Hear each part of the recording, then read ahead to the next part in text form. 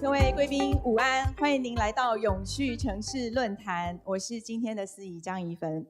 我们今天的论坛的主轴是迈向永续的多元城市，我们将会以现场跟线上同步来进行，希望今天与会的贵宾朋友们都能得到满满的收获。Ladies and gentlemen, welcome to the Sustainable City Forum 2022. I'm today's MC Eva Zhang.The theme of today's forum is toward a sustainable, diversified city. In behalf of the forum, I'm delighted to welcome you all to today's activity.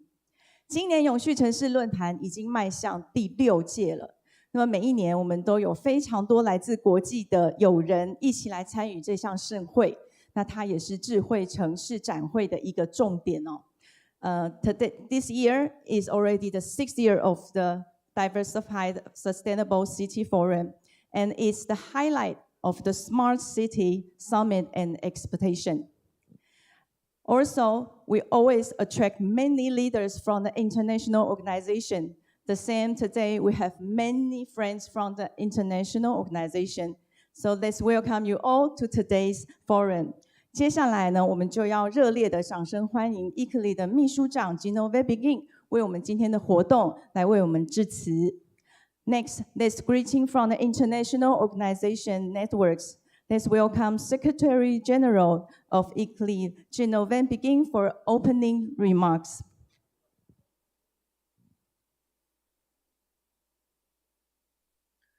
Honorable Mayor Chen of Taoyuan, dear Yasuya Takahashi, Executive Director of IGES, dear Odile Renaud-Basso, President of the EBRD, dear Professor Lin, Deputy Executive Director in the Office of Energy and Carbon Reduction in the Executive Yuan, honorable guests, ladies and gentlemen.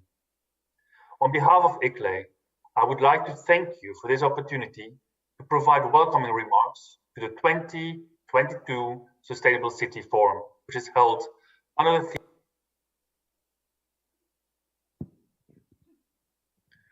Honorable Mayor Chen of Taoyuan, dear Yasuya Takahashi, Executive Director of IGES, dear Odile Renaud-Basso, President of the EBRD, dear Professor Lin, Deputy Executive Director in the Office of Energy and Carbon Reduction in the Executive Yuan, honorable guests, ladies and gentlemen.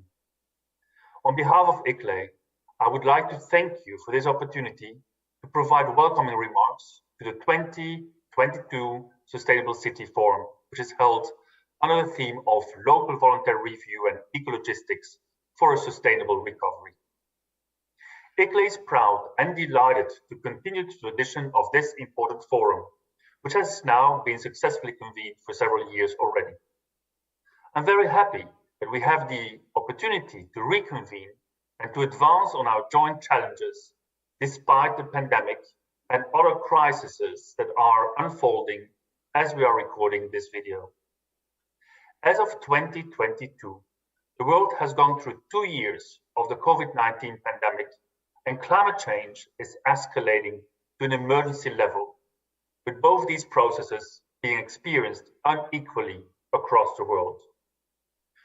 While some with unlimited financial resources are testing new frontiers in space and the virtual world, others are experimenting with the geopolitical highs and lows of new types of conflict and war.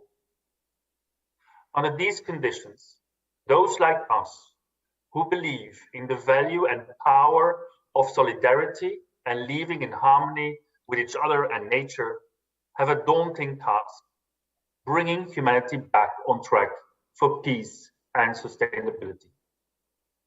The good news is 50 years after Stockholm, 30 years after Rio, 7 years after Paris, and 6 years after Quito, humanity has built a significant level of knowledge, experience, and capacities to overcome these challenges. Through the COVID-19 pandemic, as well as through the responses to the climate, biodiversity, and humanitarian challenges, we have demonstrated how the urban world can seize and rely on the power of interconnected, coordinated, and capacitated local and regional governments as key actors and leaders. These current events and the most recent IPCC report emphasize that cities need to be prepared to address multiple crises at once. It is of a vital importance that each and every city incorporates sustainability principles into their recovery efforts and find joint responses to the multiple crises.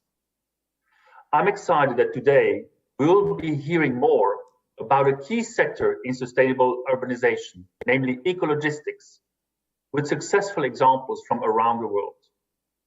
While the field of passenger transport has been on many agendas for a long time, we are proud to see that the decarbonization of freight transport has become successfully put on the map through ICLE Ecologistics Community, which is shared by our trusted partners in the Taoyuan City Hall.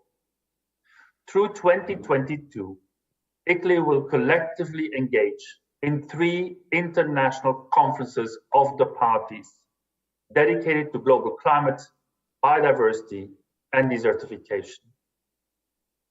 We as cities and regions need to accelerate our efforts to support our national governments and the international community to meet the goals of the different agreements in these processes. Through its ICLE Climate Neutrality Framework and the Cities with Nature platform to report local biodiversity actions, ICLE provides official entry points for cities to contribute to these efforts. I would like to take this opportunity to invite you to the ICLE World Congress, which will take place in Malmö in Sweden this year, and where all of our membership will convene to further discuss our joint strategic orientations for the upcoming 6 years. After a virtual component that we conducted in April 2021, the situation now allows us to welcome you in person to the inspiring city of Malmö in May 2022. I would like to thank you very, very much for your kind attention, and I hope you will gain many fruitful and inspirational insights and discussions out of today's event. Warm greetings from Bonn. Thank you, Mr. Gino. Please stay online. Later, we will have a group photo time. 那么接下来我们要欢迎来自 IGIS 组织的执行长 Yasuo Takahashi 来为我们致辞。Let's welcome Executive Director of the IGIS, Yasuo Takahashi, for the opening remarks. Honorable Mayor of Taoyuan City, President of ICDI, distinguished guests and participants. I am very pleased to speak at the opening session of the Sustainable City Forum. This event is quite important and timely as the world keeps grappling with the problem of how to recover from the COVID-19 pandemic. Today, I would like to talk about voluntary local reviews, or in short, VLRs, and why I think they are valuable tools to not only accelerate the localization of the Sustainable Development Goals, but also to support local action to complex problems such as post-COVID-19 recovery and climate change. IGIS has been at the forefront of the VLR movement, co-authoring 3 of the 4 VLRs presented in 2018 at the high-level political forum in New York. Together with New York City, the cities of Toyama and Kitakyushu and the town of Shimokawa initiated a trend that gave voice to local and regional governments in the ongoing debate on sustainable development. Since then, 3 additional Japanese cities have presented their VLRs, Hamamatsu in 2019 and Tokyo and Yokohama in 2021. VLRs are emerging as a tool for local governments to achieve the alignment of their policies with the SDGs, support stakeholder engagement processes, and monitor and follow up progress toward the accomplishment of the 2030 Agenda for Sustainable Development. VLRs allow local governments to reflect on their own assets and strengths, as well as to identify current shortcomings. As tools for self-reflection, VRRs help to envisage pathways to solve ongoing issues. By bringing this holistic view to local governments, VRRs are growing into a tool to address complex challenges. We are all aware of the difficulty of tackling issues such as climate change or planning for a post-COVID-19 world. VRRs facilitate taking action against these and other challenges by providing a holistic view of strategies and resources in the hands of local governments. I just support the development of new VRRs both directly and indirectly. We assist cities in their VRR journey, as the cases of Toyama, Shimokawa, Kitakyushu, and Hamamatsu illustrate. IGES is also developing knowledge products on VRRs. Inspired by the success of Shimokawa Town's VRR, we launched the first comprehensive guide to support local governments' effort to develop a VRR, the Shimokawa Method for Voluntary Local Reviews. IGES also launched the first online database on VRRs, the VRR Lab. Taiyuan City, our host today, also presented its first VRR in 2020, and it is included in the VRR Lab, together with that of other Taiwanese cities, including Taipei City, New Taipei City, Kaohsiung City, and Taichung City. It is my hope that more cities will embrace VRRs as a way to accelerate sustainable transitions, the localization of the SDGs, and fighting climate change. To close, let me reiterate my congratulations to the Sustainable City Forum 2022. I wish you a fruitful and successful meeting today. Thank you very much for your attention. Thank you, Mr. Takahashi, for your opening remarks. 接下来我们要欢迎的是来自 WeGo 的秘书长 Jong-Suk Park 为我们致辞。Next, let's welcome the Secretary General of the WeGo, Jong-Suk Park, for the opening remarks. Good afternoon, honorable mayors, world leaders, and distinguished guests. It is my honor to greet you all on the opening of the 2022 Sustainable City Forum. My name is Jong-Suk Park, and I am the Secretary General of WeGo, the World Smart Sustainable Cities Organization. First of all, I'd like to express my congratulations to our partner, ICDI, for successfully organizing this event, the 6th Sustainable City Forum, since 2017. The partnership between WeGo and ICDI dates back to 2019, collaborating on smart city research publication for city challenges and innovation. Secondly, I would like to thank the mayor of Taoyuan City, Mr. Wang Chan-chun, for your strong commitment to sustainable development, as you have awarded more than hundreds of institutions for their achievement in this field last year. Also, I'm happy to find WeGo members and partners here with us. My special thanks goes to Mr. Abigail Binai, Mayor of Makati, who is the Vice President of WeGo, for her remarkable effort in the smart city development.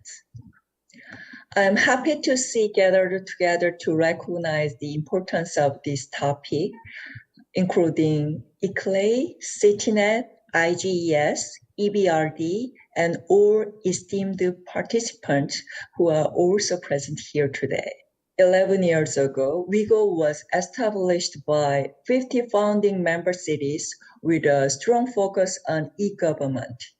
As the concept of a smart city was evolved, WeGo broadened its vision and mission to focus more on development of a citizen-centric and environmentally sustainable smart city. In this post-COVID era, it is important that we shift away from the tech-oriented smart city development and start fostering more people-centered and green smart city. I believe that smart city solutions for key areas, including air quality, green infrastructure, and renewable energy, have a great leverage potential to accelerate the achievement of these goals. And through joint effort for across sectors, including citizens, we'll be able to build inclusive and sustainable smart cities. I look forward to hearing from today's keynote speakers and panelists' innovative idea and practical solutions as well. And once again, I'd like to extend my sincere gratitude to the organizers for creating these valuable opportunities, and I can't wait to work closely with you all in the near future. Thank you very much. Thank you, Mrs. Jong-Soo Park。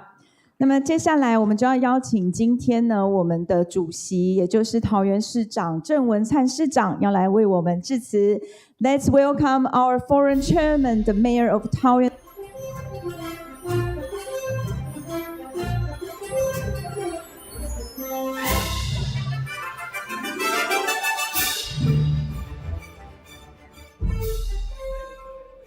Hello everyone, good afternoon. I'm honored to be here to be the 5 International Association representative and other countries, ambassador and representative gather together to discuss about the Sustainable City Forum discussion.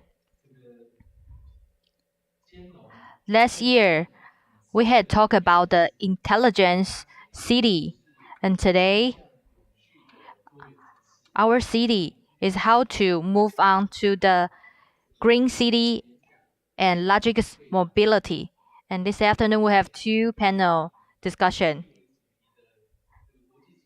Thank you for the 5 international association to participate with us today, including Italy and WIGO and IGS and also CityNet and EDRD from the international experience to search for the solution together. Once again, thanks the European ECCT, and including Italy and International ICDI Association for the organize the fair of SESE to foster the discussion. It's not just a recall, but we need to find a solution to find the right facility and subsidy. Under the climate change challenge, we need to build the solution and let our country and city to move on.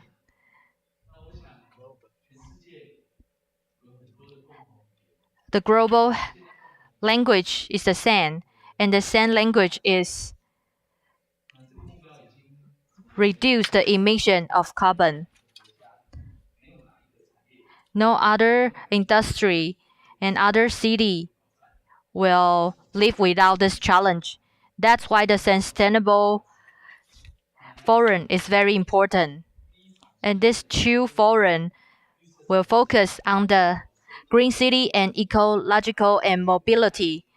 And Taoyuan City has developed the ecological biggest city and also the important transportation area. Therefore, this forum's topic is very important for us. And the second part is the SDGs, how to enforce the goal and target and find a solution. Therefore, SDGs we also take as a solution for the local government. So Taoyuan City also would like to share our experience with you and hope Looking forward, all the association and all the countries can work together and put more resource and successful cases and work stably toward future. Thank you once again. 休息一下。那么我们今天的开幕典礼有一个非常重要的一个环节，就是刚才郑市长讲的，我们要建立指标。我们今天就要发展一个生态物流发展的评估指标的发表。那么桃园一直都致力于进行生态物流的一个发展，同时呢，由于桃园市卓越的成就，也等于象征了台湾迈向一个永续的生活空间。There is a very important part today. We are going to announce the Ecologistic Indicator Guide. Taoyuan is the chairman city of the Ecological Logistic Community. Also, it means it lead Taiwan toward a sustainable lifestyle. 接下来我们要先来欣赏一部短影片，来看看我们这个指标所对我们带来的象征性的意义。Let's watch a short video to witness the very pioneering development.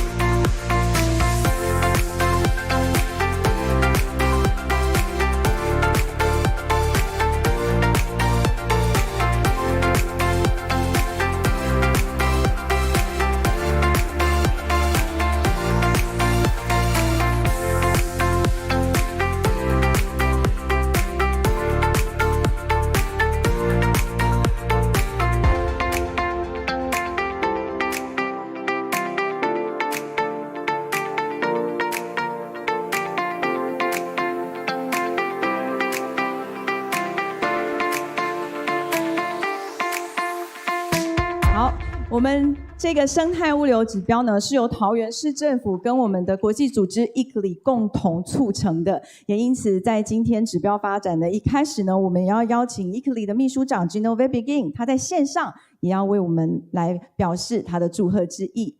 Let's now welcome the Secretary General of ICLEI, Genevieve Begin. The greetings from the remarks of announcement of the Ecologistic Indicator Guide. Honorable Mayor Chen of Taoyuan, honorable guests, ladies and gentlemen. On behalf of ICLEI, I would like to thank you for this opportunity to provide welcoming remarks at the occasion of the launch of the Ecologistics Indicator Manual. ICLEI is proud and delighted to be part of this launch and of the development of the manual itself. I'm very happy that we have the opportunity to convene today.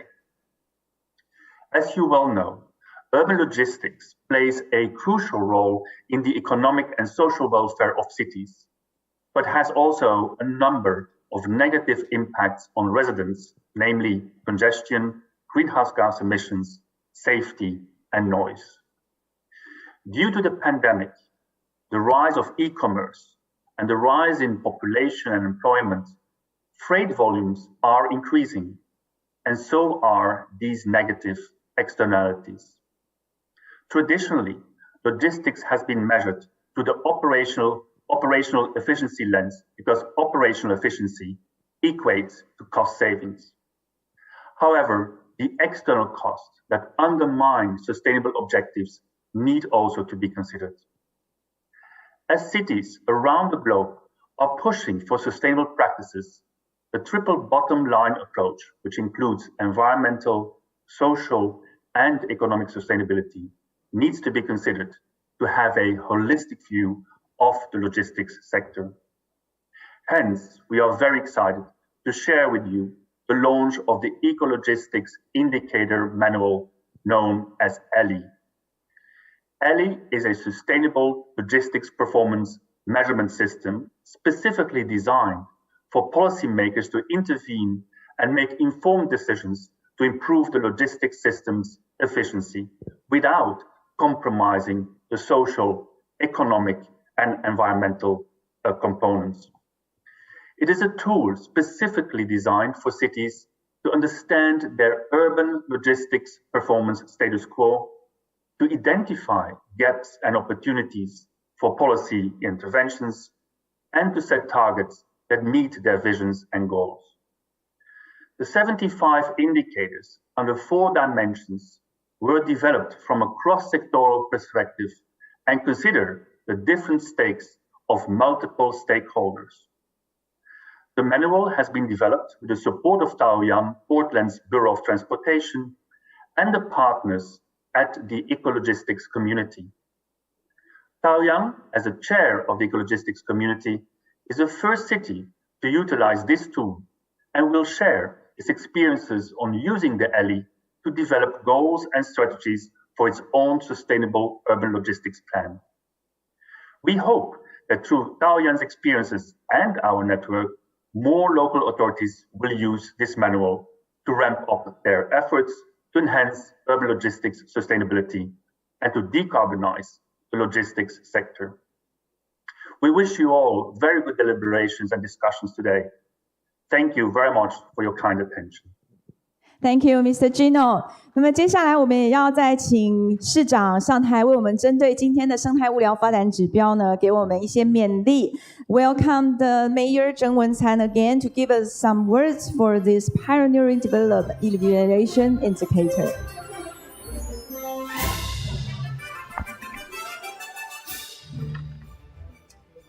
Hello everyone. We just mentioned that ecology is not just a slogan, but we can operate it into different indicators. For example, that when you take a look at this book,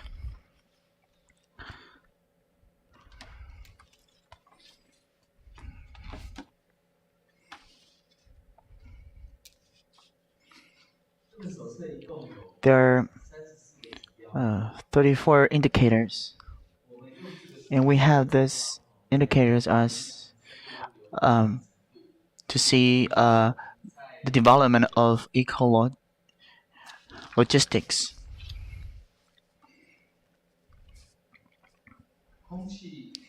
For example, in the air, the low carbon emission vehicle and our sustainable vans is accounted for 60%, and in 2010 we will raise the usage to 60%.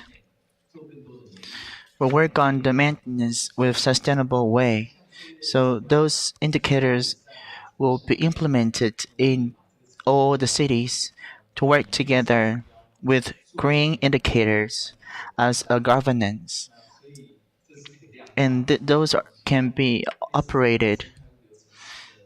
Such initiatives like this indicators can be a reference for other cities. Thank you. 大合照we will invite guests to come to the stage. Let's welcome the 奥地利台北办事处路德飞处长 Mr. Roland Rudufer, Director of Austrian Office Taipei. 继续要邀请的是波兰台北办事处的高泽瑞处长 Mr. Cyril Jacek Kozadziuski, Director of Polish Office Taipei. 欧洲商会低碳倡议行动主席尹荣 Mr. Giuseppe Iso, Chair of ECCT. 紧接着我们要欢迎的是桃园市政府的邱俊明副秘书长，请邱副秘上台，以及桃园市的环保局吕礼德局长，请吕局长。继续邀请的是国际气候发展智库的赵公岳执行长 Ken, please go to the stage. 好，以及呢我们在线上等待的贵宾，我们要一起来合照，来记录这个历史的时刻。好，请大家鼓掌。好，贵宾们 please look forward to the cameraman.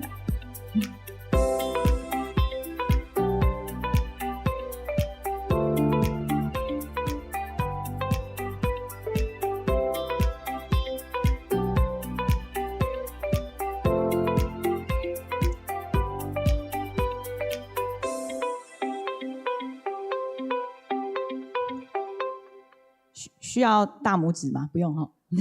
好，接下来呢 ，Next we will invite our guest， 我们要继续邀请第二轮上台跟我们一起来合照的贵宾，芬兰商务办事处米高代表 Mr. Mikko Antero Karpinen, representative of the Finland Trade Center。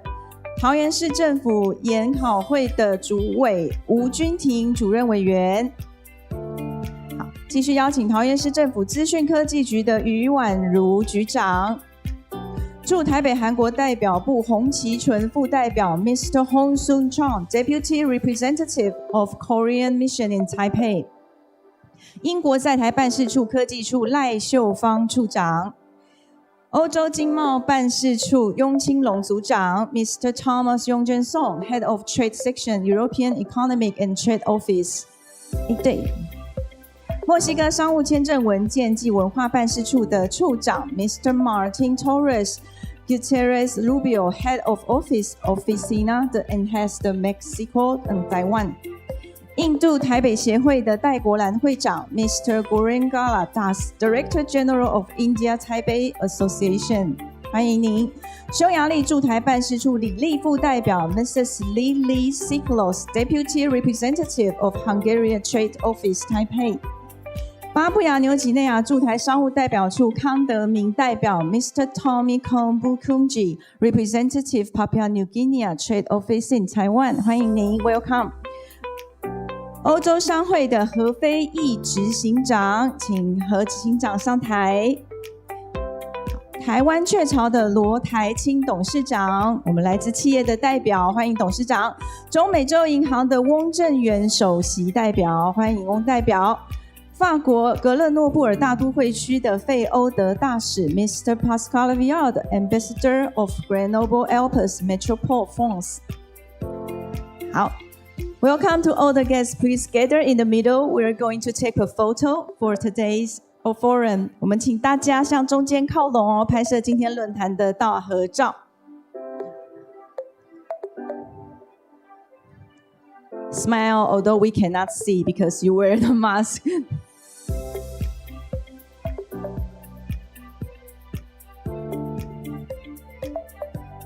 我们那个举大拇指好不好 ？Please give me your big thumb for the successful for today's forum. Thank you. 请大家鼓掌，我们一起祝福今天的论坛顺利成功。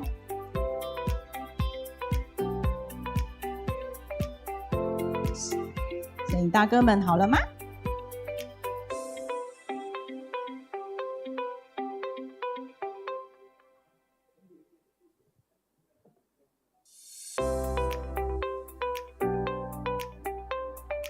好，谢谢各位贵宾，请大家先回座。然后我们再来要拍一个从台上往下拍的这个今天所有一起与会来宾们的大合照。Next, we are going to take a photo from the stage. So after back to your seat, please see on the stage our cameraman will take a group photo for today's forum for all the guests coming today. 麻烦请我们的摄影同仁呢，协助我们把后面的灯稍微调暗一点。对对对，谢谢。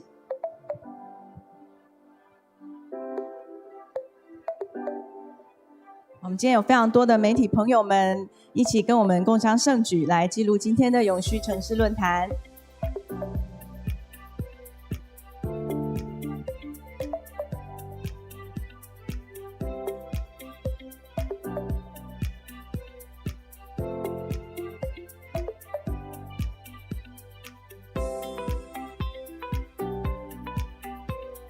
好，非常谢谢大家的配合，谢谢 ，Thank you for your cooperation。那接下来呢，我们要先请我们的市长、郑市长，还有邱俊明副秘，还有吕礼德吕局长，我们先移到后面，我们的媒体要对进行联访。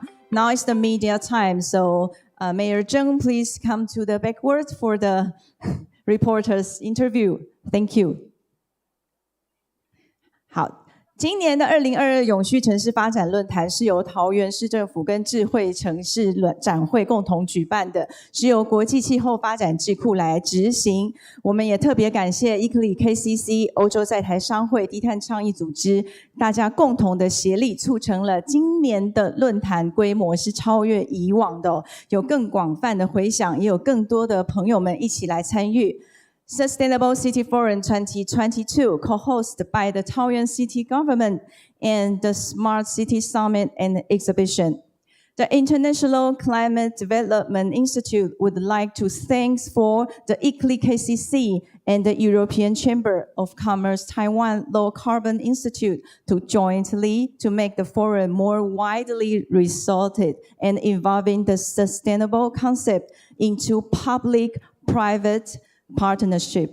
我们今天的论坛，刚刚这个市长也有提到，我们有2个重要的主题，一个是后疫情时代的永续城市，第2个主轴呢是以气候金融来推动绿色城市。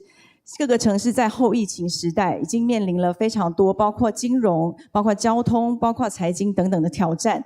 如何能够让城市更有韧性，必须要加入永续治理的概念哦。而气候金融现在有非常多的国家都开始在讨论，透过这样的手段，我们可以加速产业的升级，也可以使得城市的治理更有效率。因此，接下来我们就要进行我们今天第1场的专题演讲。We are going to have the first keynote speech. Let's welcome the moderator of the keynote speech, Director Camille Zhao, 赵公岳执行长，请上台，谢谢。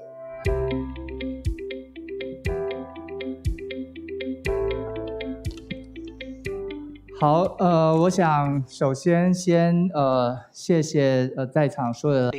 I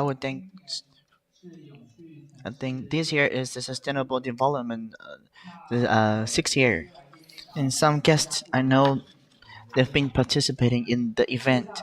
In fact, that in Sustainable Forum is that how to through smart city initiative to implement sustainable governance.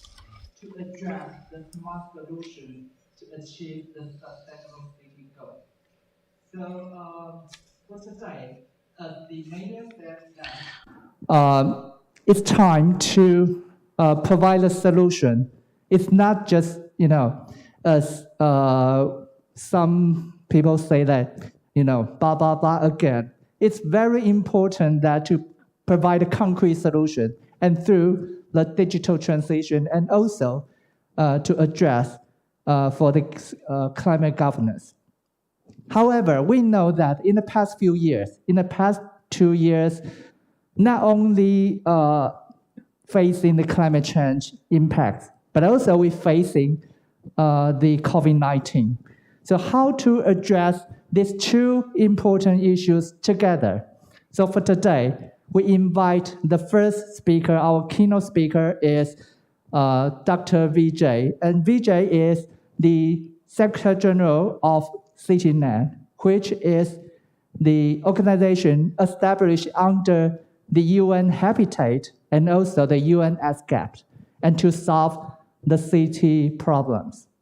So for today, it's very, very honor for us to invite Dr. Vijay. Actually, he wants to come for our meeting in person. However, due to the 10 days, well, in the past it was 14 days, but now it's 10 days restriction. So we hopefully, for the next year, we will to release this restriction, and we can invite him to come to Taiwan in person. Okay, so for now, I would like to invite Dr. Vijay to provide a keynote speech, and he will also stay online for us and for the Q&A session later. Let's welcome Dr. Vijay. Distinguished guests, good afternoon to all of you, and greetings from CityNet, which is an association of cities in the Asia Pacific region, along with many of our partner organizations. I'm very pleased to represent CityNet here, particularly as one of our members, Tao Yuan, is one of the sponsors of the seminar. and the International Climate Development Institute is also an associate member of CityNet. So it gives me great pleasure to join you remotely, and I apologize not being present, partly because of the travel restrictions which are still there due to COVID. Now, the Sustainable City Forum is taking place at a very important time when we are just about hopefully coming out of 2 years of various forms of lockdown through the COVID pandemic and the subsequent strains of Delta and Omicron and other viruses. So this is perhaps a good time for us to take stock of how sustainable development can be envisioned in the post-COVID era, which I hope is going to begin in 2022 and go on for many years after that. So let me begin by first briefly going over what we have been doing in CityNet, from starting with the Sustainable Development Goals, which were announced in 2015, on trying to see how those could be achieved by 2030. And then, of course, being completely blindsided by the COVID epidemic, which caught all of us, the whole world, in fact, by surprise when it came. And also by the intensity with which it affected populations all over the world, particularly the poor in the cities. So if we were to begin by first talking about our preoccupation before 2020, it was about achieving the Sustainable Development Goals. And I had the privilege of being at the United Nations when the SDGs were being formulated. And at that time, what appears now to be a fairly sort of modest goals we had in mind of making sure that basic services reach the poor, that poverty reduction achieved targeted results in terms of access to basic housing, water supply, sanitation, healthcare, education, and so on, and that we would also be paying much more attention towards sustainability in cities. So cities, in fact, was given a specific goal in the SDGs, unlike the earlier Millennium Development Goals. And what we did in CityNet, in collaboration with UNESCAP and Seoul Metropolitan Government, was to set up an SDG data platform, which was the aim of which was to really help our members navigate and do essentially what is being discussed in the session to follow my speech, which is how do you use the SDG as a navigator tool to help do basically local level voluntary reviews. So the idea was that as a lot of the data being collected on the various aspects of the SDGs were digital, to put it into a user-friendly platform, and that platform could be used by any city to do an analysis of how much it was achieving in terms of its SDGs. Plus, in addition to that, also give them an opportunity to learn from those cities which had done quite well in terms of the same objectives. So we had in the SDG, the data platform, not only the opportunity for a city to do its own voluntary local review, but also to for the cities which did well to share their good practices, the cities which were aspiring to achieve the same results, an opportunity to learn, and the idea being to replicate it all over the Asia Pacific region where our members have been from. And I would very much welcome all of you to take a look at our SDG platform so you can see for yourself how this thing has been planned out, and it is being quite widely used right now. So that was the story until 2020. Then, as all of us know, March 2020, COVID-19 hit upon the world in a way which none of us could even have anticipated. The last major pandemic was 100 years ago when they had the influenza epidemic. And I suppose there's not a single person in the world who remembers how that went through. But we have all read in stories and also from families, from our grandparents and others, that the influenza epidemic was devastating and it killed many, many millions of people. But between 1919 and 2020, the world had become much more urbanized. And for our city members, especially in Asia, where a lot of our cities have grown very rapidly in the last 20 or 30 years, many countries are finding that almost 40% or even higher of their populations have come into cities. But many of these cities have not had the housing and other basic services, which is why we were taking the SDGs so seriously. So what COVID-19 did was to create another layer of challenges which no one had anticipated. That is, for a highly infectious virus, how do you make sure that people who are living in very congested settlements, sometimes as many as 1,000 persons in an acre of land, or 2,000 people, and so on, in very cramped housing, how do you make sure that everyone doesn't get infected? And that was a very big challenge. And this was not only a challenge, it was a disruptor, because the advice given to governments from the international health community was that people had to isolate themselves so that they don't spread the virus. And that made it even more complicated, because many of the people living in our cities of the Asia Pacific work through the informal sector. That is, they work as day laborers, they work in on the streets as street vendors, they work in small and medium enterprises with very poor ventilation and so on. And so for all these people, the requirements of isolation, which was considered essential under COVID-19, meant also that they lost their income, because most of them were earning an income based on the daily living wages they had. But it affected other groups too. Children couldn't go to school, but the housing was so bad that the parents didn't know what to do with them. The children don't go to school, the parents are not able to work. It affected women disproportionately. And also because public transportation was affected, because that was probably the easiest way to catch the virus. It was difficult to move from one part of the city to another.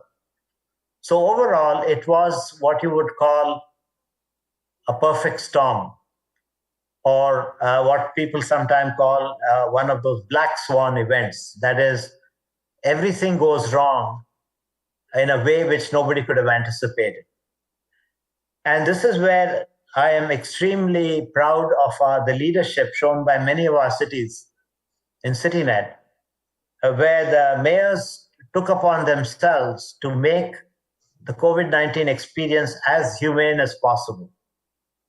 We've had many, many positive experiences of cities at different levels of income, where they very successfully brought about the increased awareness of what it meant to isolate, where they also took steps to make sure that the hospitals were not overcrowded and that people were tested for the vaccine, and a whole lot of other measures were taken, learning from what was working and what wasn't. So while in the beginning, from let's say March till about August of 2020, things were quite chaotic in many cities. After that, gradually we found that the leadership, with the help of the national governments, was slowly able to establish its control over the virus. And then when the vaccine started getting available, thousands of people got some kind of protection against the vaccine. So it has been, COVID-19 has been a tremendous disruptor. It has caused many people, of course, to lose their lives. It has costed many people their jobs. It has also affected the exports from many countries. But what it has taught us, and which I think is very important for the topic which you'll be discussing, is that the concept of sustainability is also very much affected by our understanding or our appreciation of the fact that many things are totally unpredictable. And that is going to be probably the major theme in the next 50 or 60 years because of climate.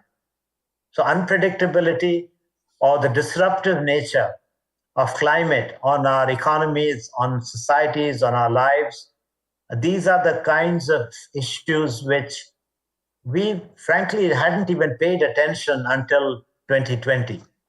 So when we were talking about the SDGs in 2015 at the United Nations, it was a much simpler world. We were just thinking about achieving certain goals by 2030 in terms of basic services and so on and so forth.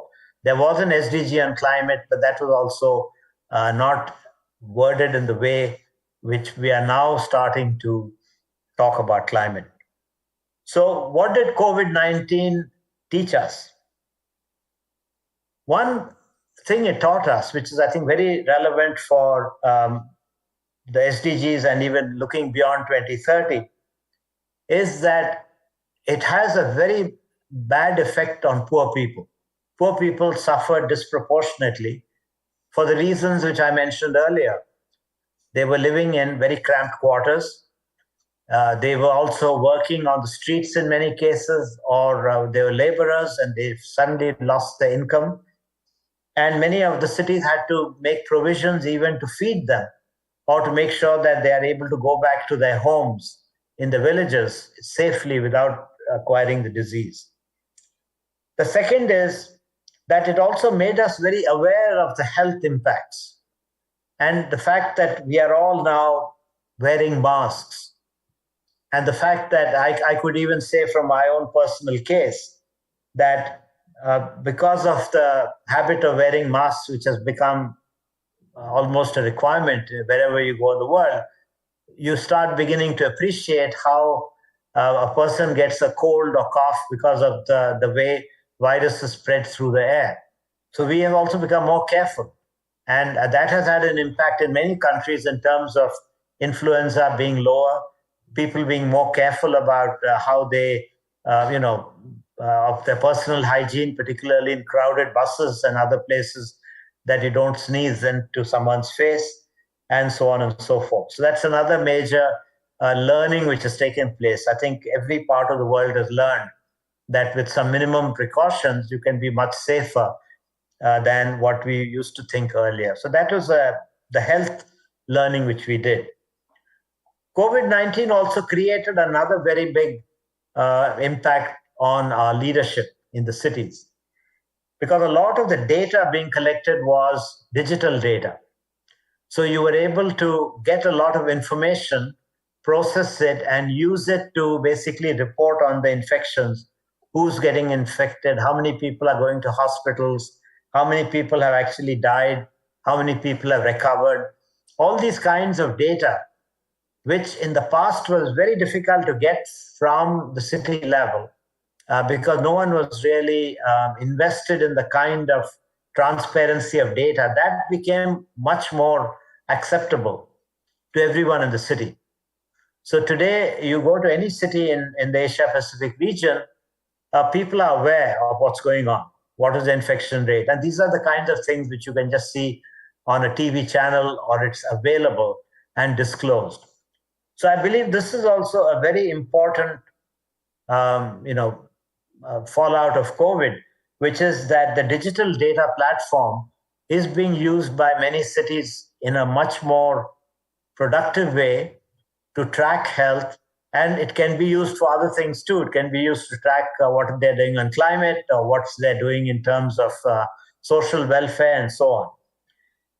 COVID-19 also brought out the importance of social welfare, that cities cannot just keep growing unless they do something for the poor.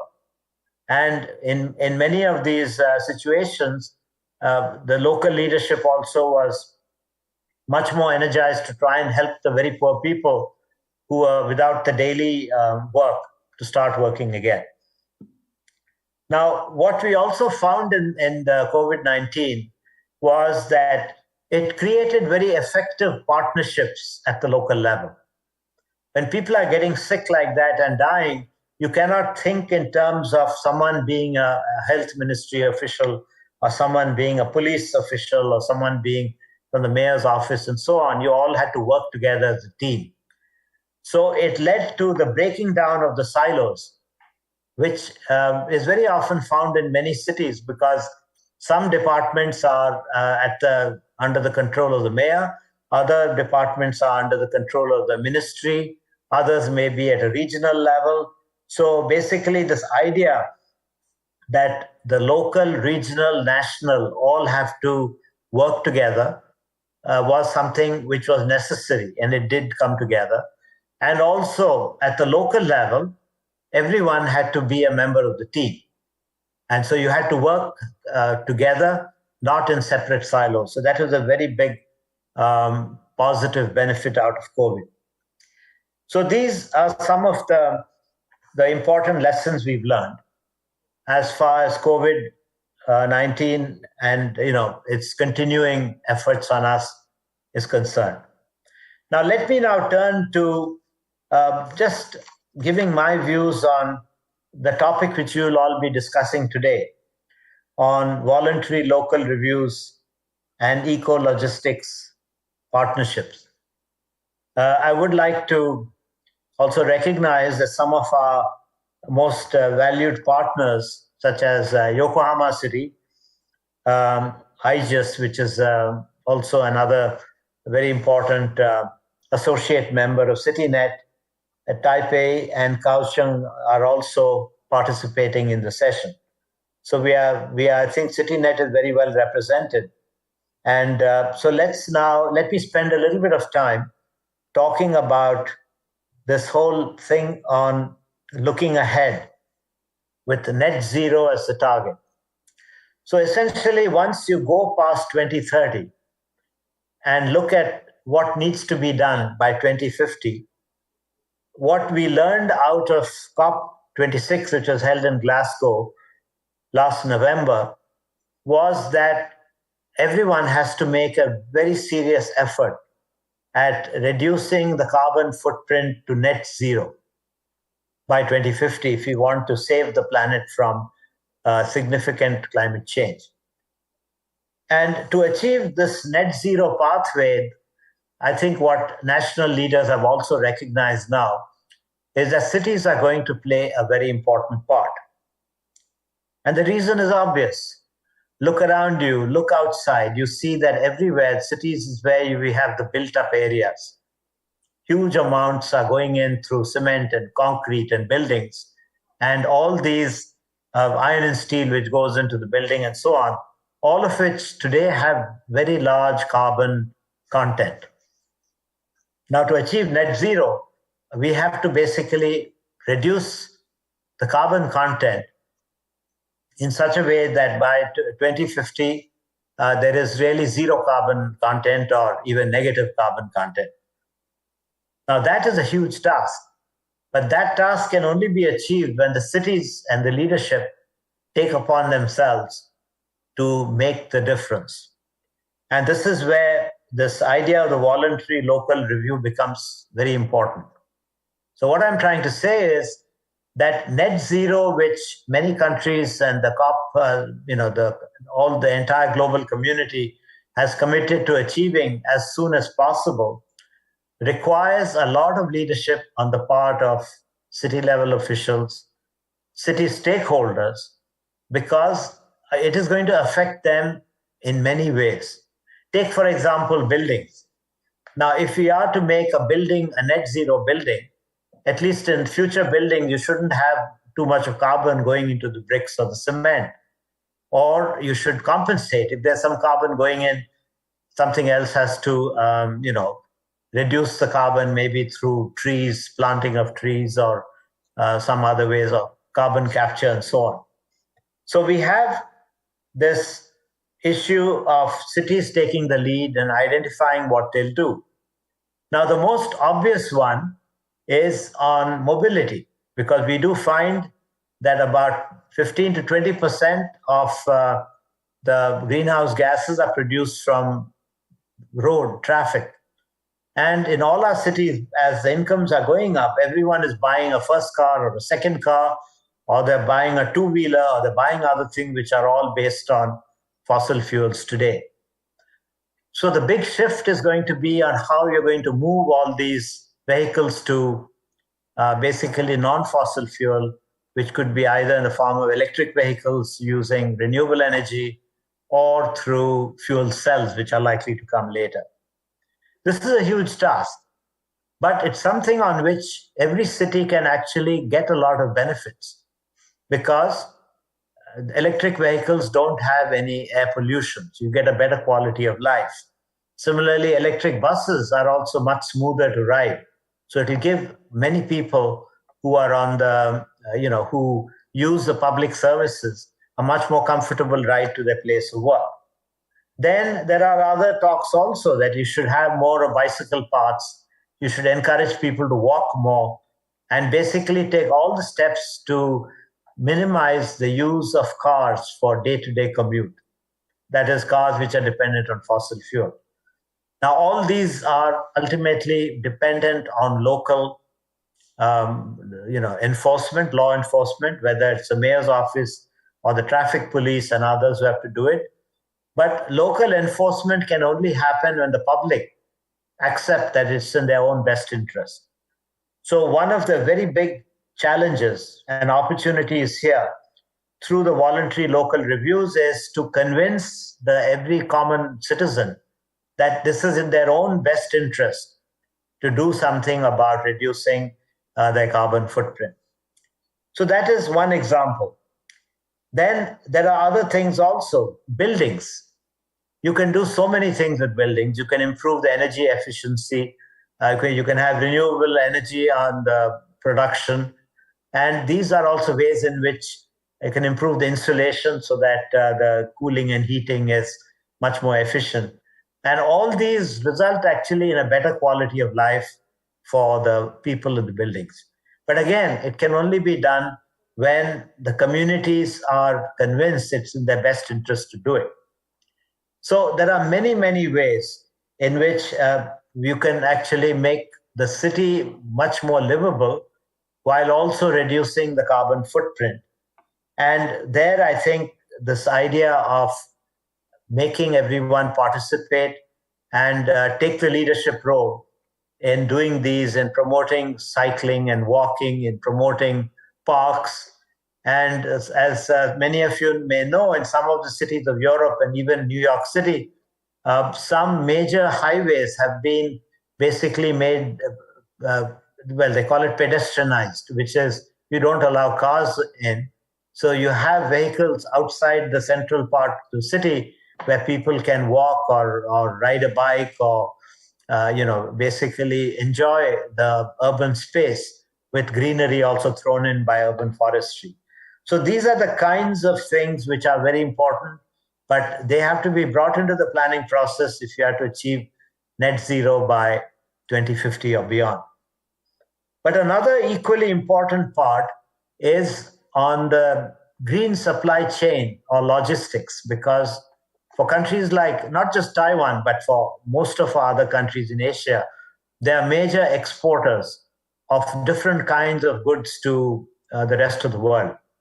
Now, what is happening with the greater focus on net zero is that importers are also looking at the carbon footprint coming from the exporting country. So how your computer chip is produced in Taiwan or how garments are produced in Bangladesh is going to be judged on the basis of the carbon footprint in the future. So we have to then plan out, not only at the city level, but even at the policy level, on how the entire value chain is made more green than possible. It goes all the way from the factory to how the workers come to the factory, to how the goods are taken from the factory to the port, and how the port then puts it into containers and ships it out. So unless the entire process is made green, there is a danger that that particular export may not be accepted in one of the more in the importing countries the year ahead. So what this means is not only for the sake of the quality of life, but also for the sake of jobs in the export sector, it's very important that we start thinking green and start thinking how we're going to measure the green. And here, as I was mentioning earlier, a lot of the opportunities which have come can take advantage of like what was done during the COVID-19 pandemic, of using digital data platforms, of tracking digitally what is happening in terms of the carbon footprint and reducing it in such a way that everyone anywhere in the world can access your data and say that, yes, they're doing the right thing. So all these are, this idea of the logistics, which is so important for Taiwan, is a hugely important priority which has to be managed so that you have a green supply chain to keep your exports competitive. Now, this is as far as taking care to prevent a major problem in terms of climate. But unfortunately, in some ways, climate change has already come upon us. We are seeing many more typhoons now. We are seeing much worse floods and firestorms, like in west coast of the United States and Australia, very big fire because there's no rain at all. So we are already entering a phase when instead of just disaster risk, now we have climate disaster risk coming in. And these can devastate everything which has been done in terms of building a proper city. Now, I don't have to say that because Taiwan has many experiences of devastating typhoons. But basically what it means is that when we are building the cities for basically greening the city and making it more livable, we also have to build in what is called resilience. We've got to make sure that the city is capable of facing much stronger storms, much larger, flood events, rainfall events, sea level rise, and without creating too much of disruption.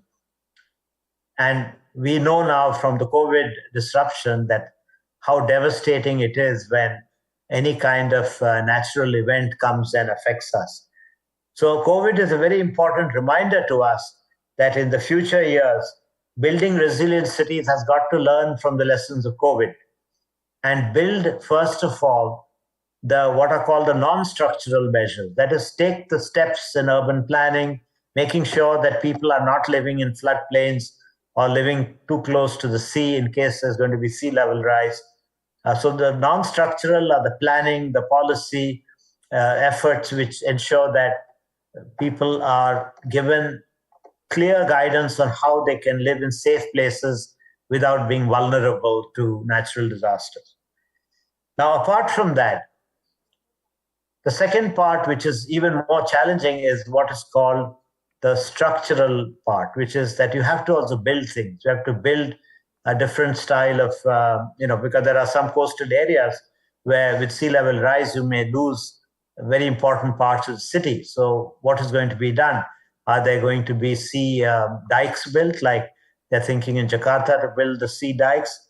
Or are there going to be some other ways in which you protect the community? Or even in some cases, move the community if that place is considered to be hazardous. And here again, on the resilience side, the use of data platforms is very, very feasible and absolutely necessary. Because what the data platform does is it also allows you to bring in the data from the satellites, from the meteorological departments, from the ocean departments, and also from the local planning department to warn people if there's going to be any problem and also to plan better for the future. So this is a huge agenda which involves every part of the community. And again, like in the case of the mitigation side, the voluntary local reviews become extremely important because at the end of the day, every community has to be aware of the risks they're facing and they should be prepared to mitigate those risks. And these risks are things which maybe in our lifetime, for many of us may not be there, but certainly for the children who are being born now, they are going to be facing this in the 2060s, 70s, and 80s, even if we achieved all our low carbon targets by 2050, because the world has already become a lot warmer. And so there is a lot more disasters which are going to come, even if we achieve all the goals of COP26 and other such platforms. So with those words, then, let me thank all of you for inviting me and wish you all the best and a very productive session discussing these very important topics of voluntary local reviews and eco-logistics and partnerships. Thank you very much.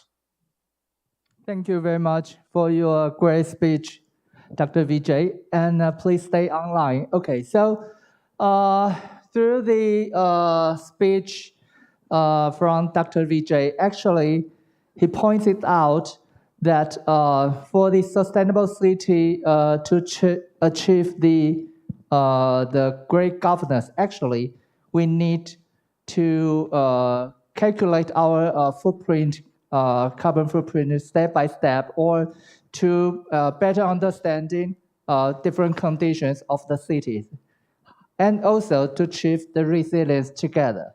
However, during this resilience process, the climate finance actually plays a very important role. As we participate the COP26 in Glasgow last year, actually the main theme of last year is the climate finance. So for today, our second speaker, we invite a very important, the International Bank, EBRD.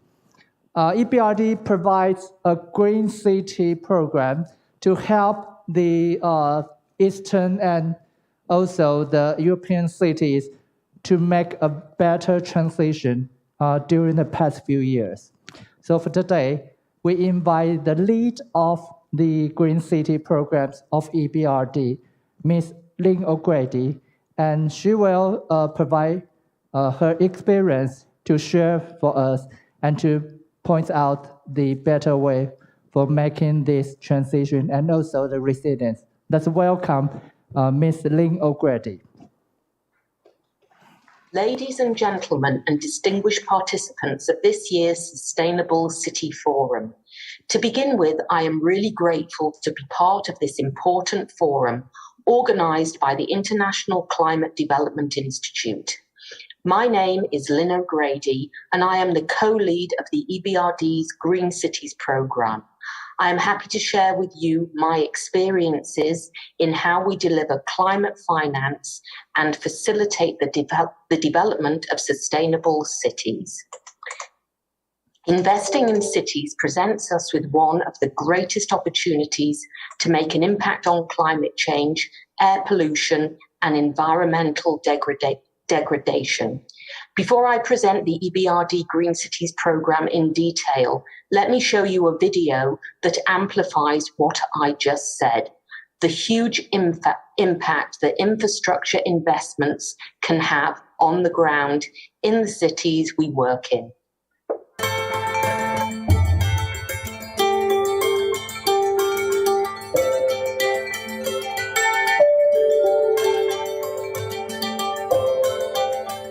Баянгар аймгийн жаргаланд сумаас орж ирээд 5 жил болж байна.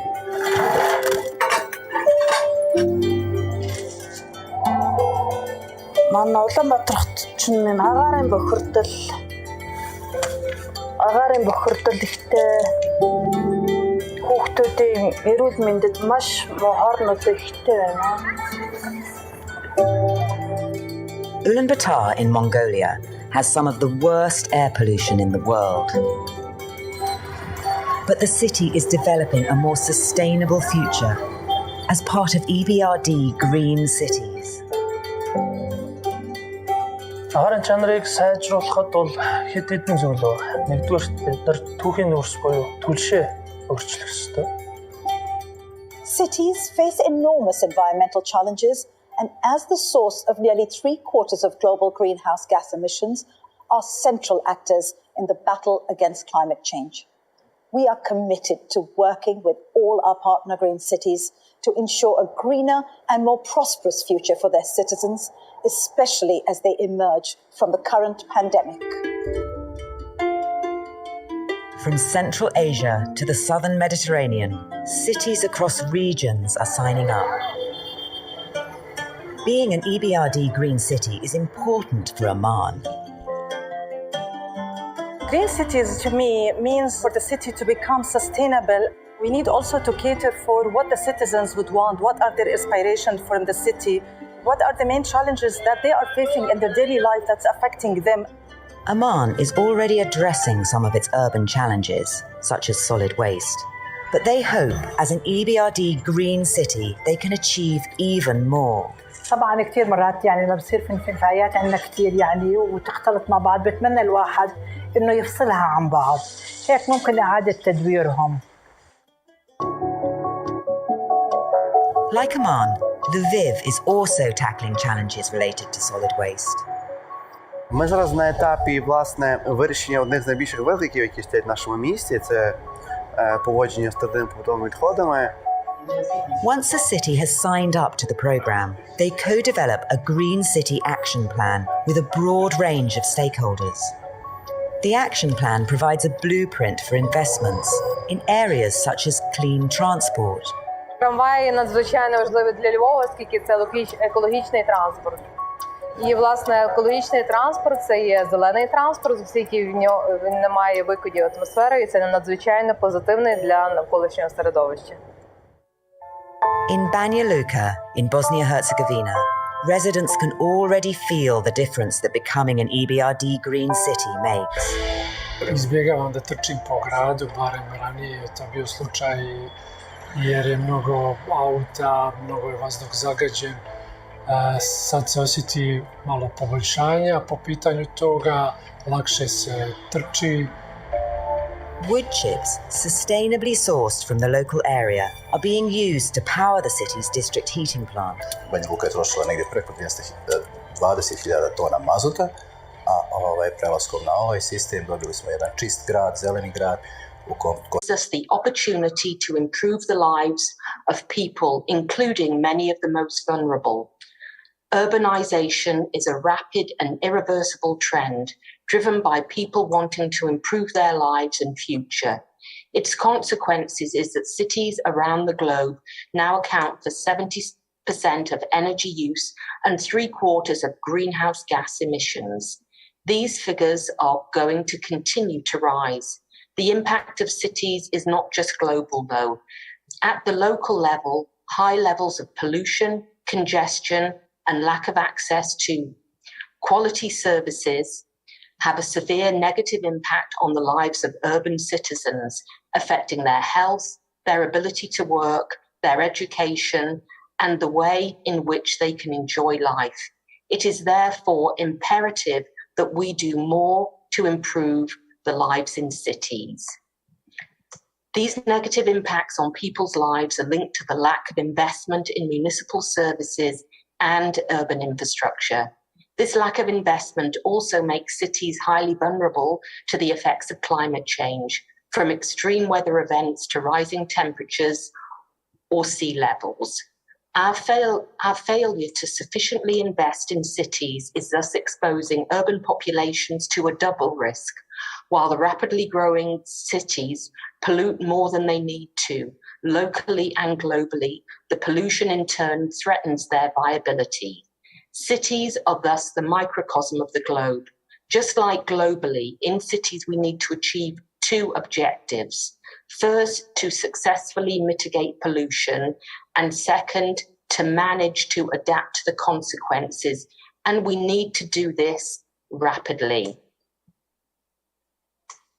All of this is particularly true for cities in the EBRD region, where rapidly deteriorating or indeed already obsolete urban infrastructure is degrading the quality of life of citizens, increasing greenhouse gas emissions, and preventing communities from adapting to climate change. Our response to this challenge was the creation of EBRD Green Cities, which is a departure from our traditional project-based approach to investing in cities. We developed EBRD Green Cities to provide holistic, long-term solutions to the problems cities face.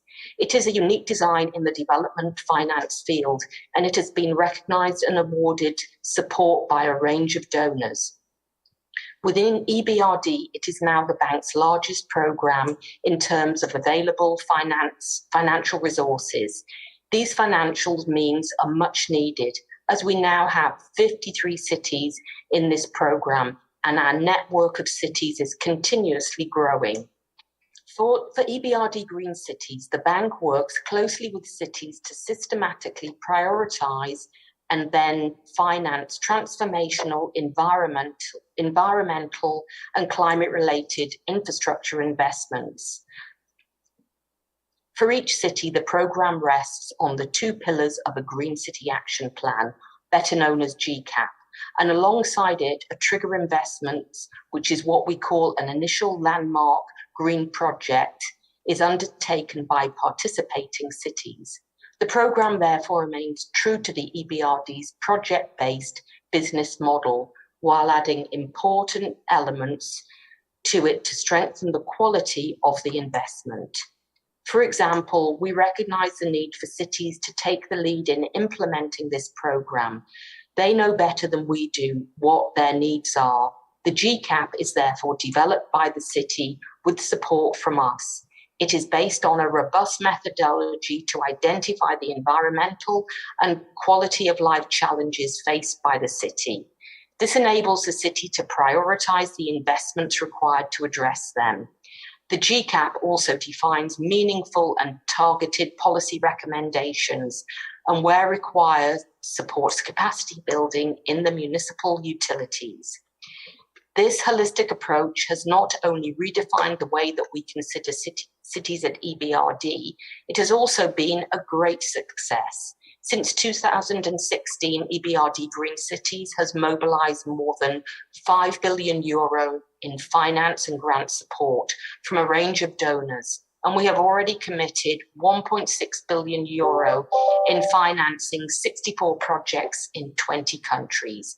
These projects cover the whole range of climate and environmental finance.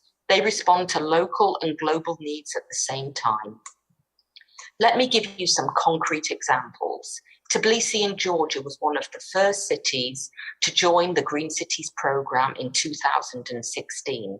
Since then, the city is actively implementing more than 70% of the measures from its Green City Action Plan, with both EBRD support and its own funds. The city installed new parks and green spaces to filter pollutants from the air. To tackle the source of air pollution, Tbilisi started to replace obsolete buses by new low-emission vehicles. An €80 million EBRD loan helped to finance the acquisition of a new bus fleet of 200 modern energy efficiency buses. Warsaw, Poland's capital and largest city, joined EBRD Green Cities in 2020 and is developing its Green City Action Plan, which is kindly financed by the Taiwan Business EBRD Technical Cooperation Fund, together with the government of Poland. To foster the city's green transformation, EBRD financed new metro trains to reduce traffic congestion in the city, lower the overall carbon footprint of the urban transport sector, and support the shift from personal cars and buses to the subway system. Transport is one of the sectors covered by the holistic approach of the programme. The Green City Action Plans also cover the sectors of water and wastewater, district energy, building energy efficiency, solid waste, climate resilience, and renewable energy. Going forward, a focus of the EBRD Green Cities will be on energy efficiency and renewable energy. Coming back to the Warsaw example, many of the environmental challenges identified in the Green City Action Plan are linked to the fossil-based district heating system, coal-dominated electricity grid, and energy-inefficient building stock. Consequently, some of the concrete actions to tackle these challenges will be the construction of wind farms to increase the share of renewables and the installation of smart meters in municipal buildings. These projects have a real impact. Projects that are implemented under Green Cities reduce CO2 emissions by around 1,280 tonnes each year, which is equivalent to permanently removing 280,000 cars from the road. The concrete examples I have mentioned provide better and cleaner transport, and they reduce the cost of heating to the urban population. This impact is not achievable with investments alone. Before concluding, let me emphasize the importance of policy action. The EBRD Green Cities programme identifies, prioritizes, and connects urban environmental challenges with both investments and policies. One way through which we support our cities in addressing urban challenges with effective policies is through the Green Cities Policy Tool. This online tool, funded again by the Taiwan Business EBRD Technical Cooperation Fund, presents case studies and practical solutions which municipal authorities can adopt and implement within a 5-year time horizon. While Tbilisi is modernising its transport system with the acquisition of new energy efficiency buses, as I mentioned before, the city is accompanying these investments with dedicated policy measures. These include, for example, a new regulation on taxis or an action to support the municipal's transport operator, not only to promote green transport, but also to address the gaping gender gaps in the infrastructure sector and tackle gender-based violence on public transport. EBRD is very proud of these achievements, but let me conclude by saying that we depend on our partners to realise them. We also want to recognise that we are only one of many players who have a role in seeking to improve people's lives and in tackling climate change. We would not have been able to deliver these impacts without the encouragement and support from our donors. Also, Green Cities cannot achieve its objectives without the commitment of our clients, some of whom have joined this event today.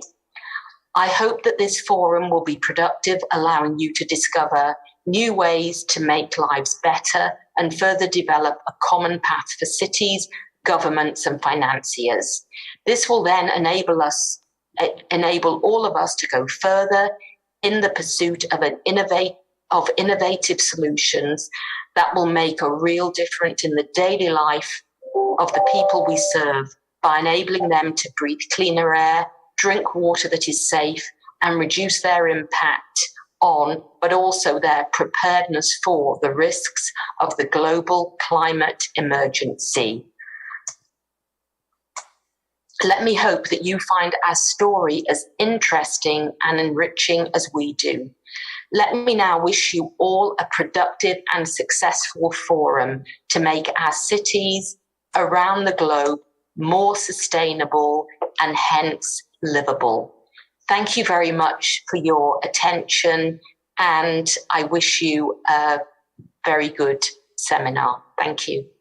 Thank you very much for your great speech, Ling. And actually, I think Ling just bring us very important messages that for the climate finance, actually, they provide a quality business for transition for cities. And also, I think in the speech, we find out 2 parts very important. The first part is actually Taiwan contribute a lot.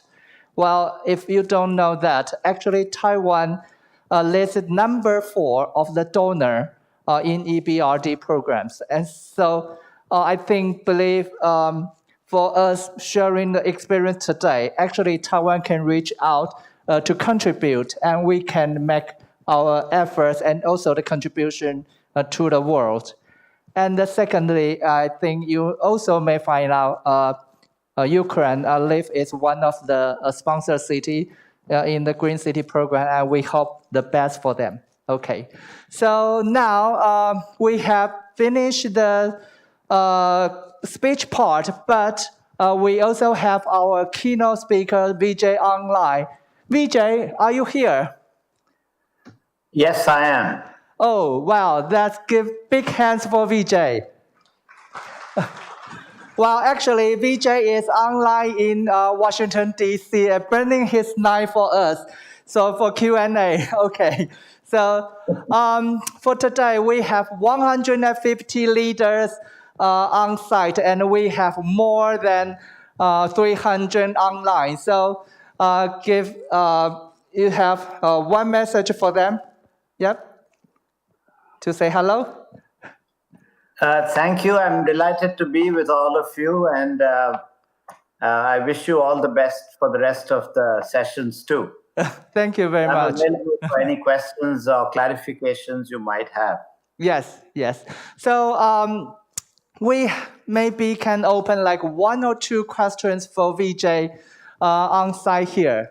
If anyone would like to raise his questions, I think Vijay just provide us a very, very wonderful speech, and to combine this climate governance, but also facing the transition during the past COVID-19 era together. Okay, so anyone would like to raise his questions here for Vijay? Yes? Raise your hand.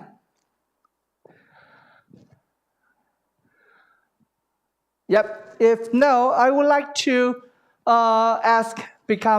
okay, yeah, there's one question here. Okay, thank you. From the audience, yes, I see you there.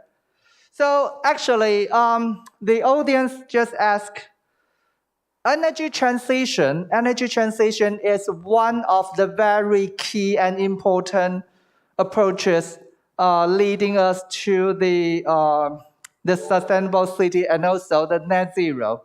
So in this part, different cities may have their vulnerability and also different conditions.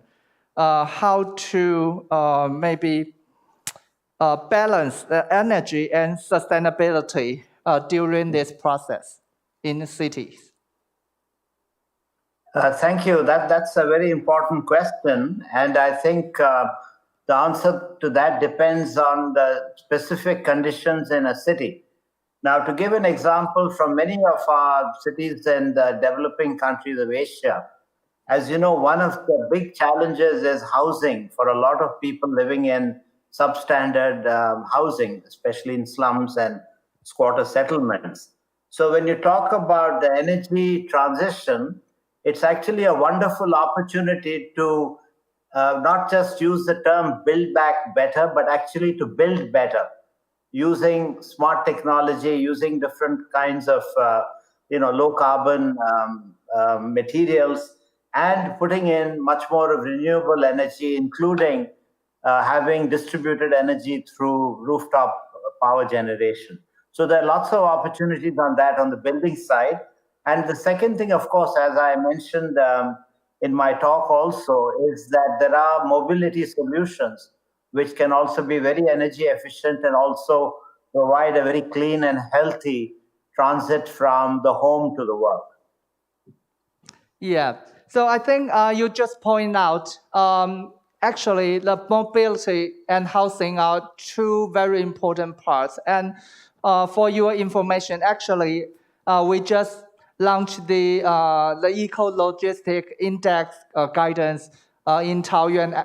That's the international guidance, but also developed by Taoyuan based on his past 2 years research outcome. So that will lead the international guidance for all the cities to learn. And also, I think for Taiwan, we are going to launch our net zero pathway in the end of this March. So hopefully, we can also make a better transition during the next few years. Okay, so my privilege here, I can also ask some questions for you. So Actually, through this transition, you mentioned about the COVID-19 and also the sustainability together. So you based in the US. How do you see for this new construction during this past COVID-19 era, and for this how to make this balance also in this sustainability, and also maybe we also have different economy recovery or resilience at the same time, and to balance this economy development and also the crisis for sustainability or the climate impact, and reduce the carbon together. Yeah. Thank you. That's a very good question, because while we keep talking about green cities more in terms of creating green jobs, the reality is that we are transitioning from disaster risk to climate risk, which means that cities which have invested a lot of money in infrastructure and housing and so on are also going to face increasingly large climate-related disasters such as floods and typhoons and fires and so on. So the unfortunate part of this is that when a city learns the hard way, like if a typhoon hits a city, then everyone realizes that they have to get into much more resilient planning of the city. But that is a very costly way to learn. But a much better way is to communicate the messages to all parts of the world, because in tomorrow's world, any city can be hit with a climate disaster.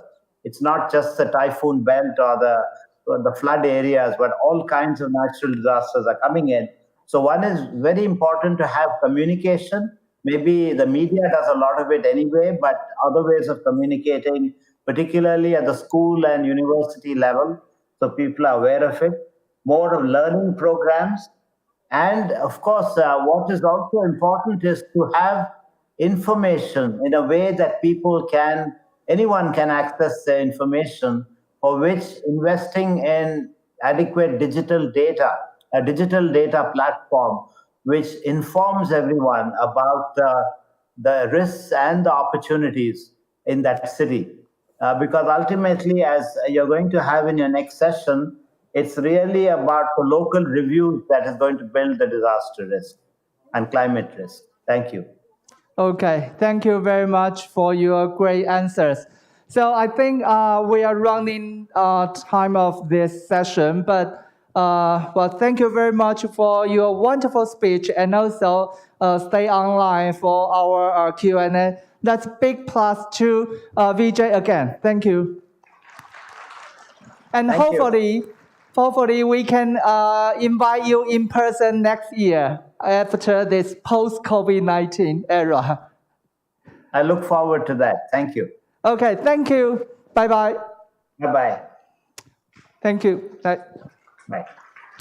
Okay, that's the end of this session. Back to our Thank you, the two guests and Cam. And now we are going to have a short break. Maybe we only have 10 minutes. If you need the restroom, it's the right-hand side at the backward. 我们现在要先休息一下哦。那我们下一场呢，the first panel discussion will start at 2:50. 2:50之前，请各位贵宾回到您的位置上。那时间有点短哦，也请大家把握时间，谢谢。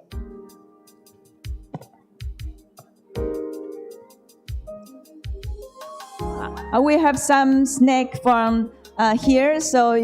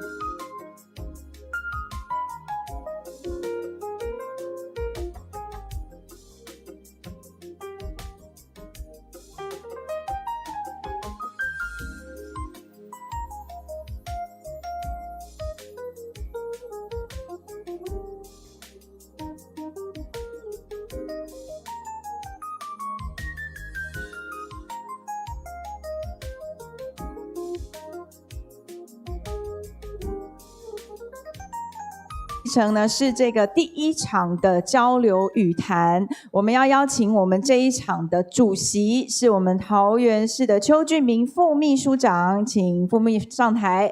而我们这一场的主持人是赵公约的执行长 Ken，please come to the stage。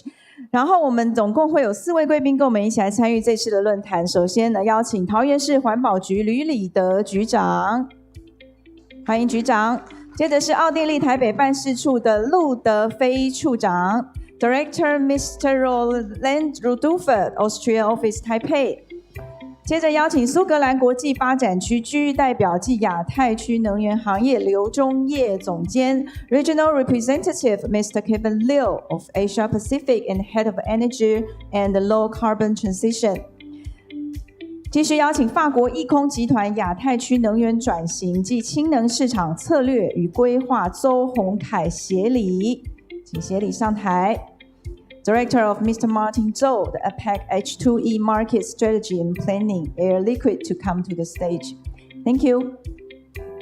好，Thank you very much for MC, and also welcome all the audience here and also online to join us for the first session of our panel discussion. And the first panel discussion we will discuss the eco-logistics and also mobility for the transition in cities. And for this part, I would like to invite our chair to give us a few words. Let's welcome.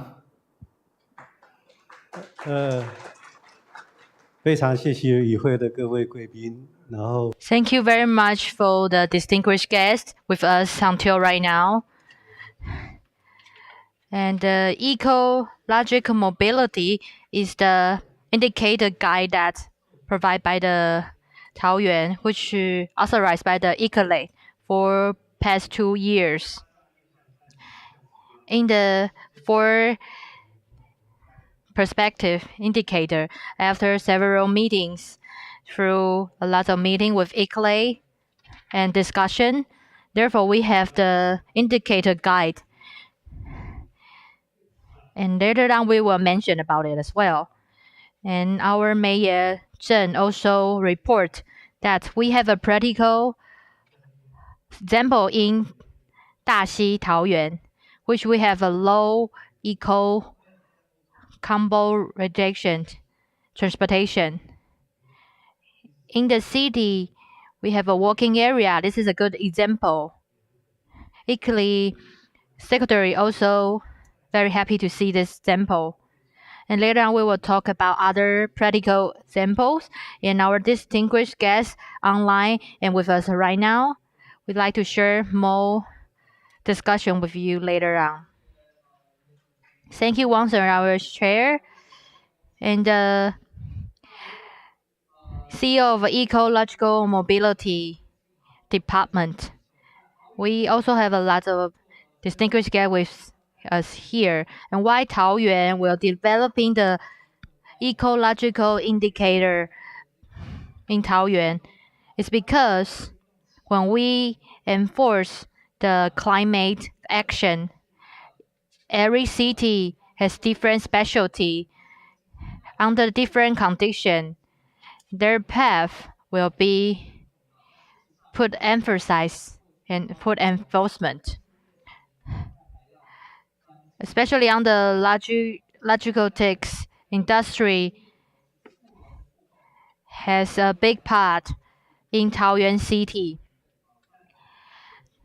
Taoyuan has 1,800 logistics companies in Taoyuan. Therefore, Taoyuan know our strength and condition.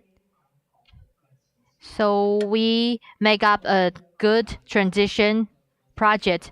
Therefore, we have our ecological indicator guide as a good example of an international association. This is a good beginning as well. And our first speaker is Director General of Department of Environmental Protection, Taoyuan City Government would like to share with us on this topic. And let's welcome Director. Thank you, the guest, and thank you, the host.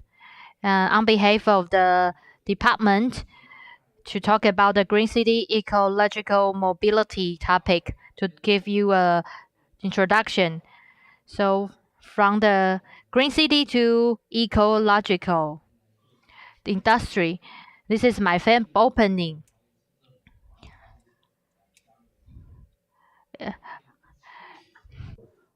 In 2017, that we're in the initiative of eco logistics, and in 2019 we are part of the community of ecologistics, and our aim is to make things healthier, more sustainable. As the host said, that Taoyuan is logistics hub in Taiwan. There are 2,000 logistics operators, and how can we transfer as logistics hub into sustainable logistics? For example, we'll set airport zone and post office zone and different experimental zones in Daxi and Yangming. I guess I will do a report on that. And so I was with the deputy mayor in the Italy headquarters in the 2019 that Taiwan had. At that time, our department and the minister that we have taken on such an initiative, because at that time we're about 40,000 diesel vans, but for the department, its P and digits is like over 20%, and this is such a big pollution. It's big, and like how to address our air pollution uh, f- from a logistic hub to sustainable eco logistics, and we have to decrease the effect of logistics from green gas emission and global warming and noise pollution, and also for internet business, like how internet business has created waste. In the 2 years in Taoyuan City during the COVID pandemic, we have increased 460 tons. And last year we have 480 tons, and now we have 500,000 tons. And at this international online business, the packaging is a big issue that we create garbage waste. So that's why we need to promote ecologistics. And how can we do it? First, we hope that from there are three period of sections that we have replaced and have new diesel vans. And section two was we're going to introduce hydrogen power. And in this process, we hope that we have 4 to 5 examining mechanism that which can reduce 30%, 70% to 80% of pollution. So there are two for different periods. So only those who pass the exam can really be used in Taoyuan. So we want to minimize the air pollution. So apart from that, we hope we use electric vehicles, and in the end, we want to use hydrogen vehicles, and from a high emission carbon emission into a green hydrogen power emission. And we hope that, for an example of a Taoyuan airport city, that we ask Taoyuan International Airport to adopt this regulations. We also have air quality zone. So from Taoyuan's largest airport, Taiwan, that at the time we want to have a low pollution cars to get in the future we want to introduce hydrogen vehicle, zero net vehicles. So Taoyuan airport city wants to create low pollution with cloud calculation, with bioenergy and green energy and smart vehicle. All the items contribute in the end to introduce hydrogen, and that from diesel cars to electric cars to hydrogen vehicles. In our technological park, we will have experimental zones that many businesses are interested in to join that program. So in this part, currently we have business with the hydrogen business, and then we would like to promote hydrogen business. I hope this hydrogen could be green. For example, it should be we use the gas company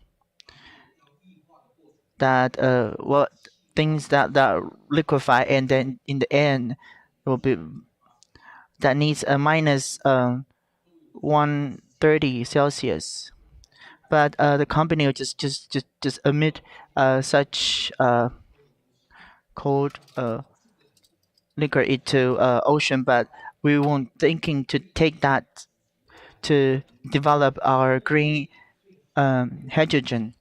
In the logistics, the most consuming part of logistic is the cooling system. We will set cooling vehicle system with green power. So we'll have in these 2 years we have this public and private cooperation with operators, and how can we use hydrogen vehicles as our main force from 2021 till now. So in short, in Taoyuan City, as the mayor said that in 2050 we will have a net zero, and in 2030 we'll have 40% of carbon reduction. And the first, we would like to have a smart, low carbon emission transportation. And how can we reduce the largest pollution? Then we can have electrical cars, and gradually to have hydrogen vehicles. And the second, we will have this start storage system. Like I just mentioned that there are 3 different periods. And third, we also need to reduce the packaging process waste, because the online business is that they have automatic business, and that will reduce their power, but the package is waste. So how can we circulate and reuse those packages, and how can we plan the route? So in our logistics is that we insist on using green vehicle to move things.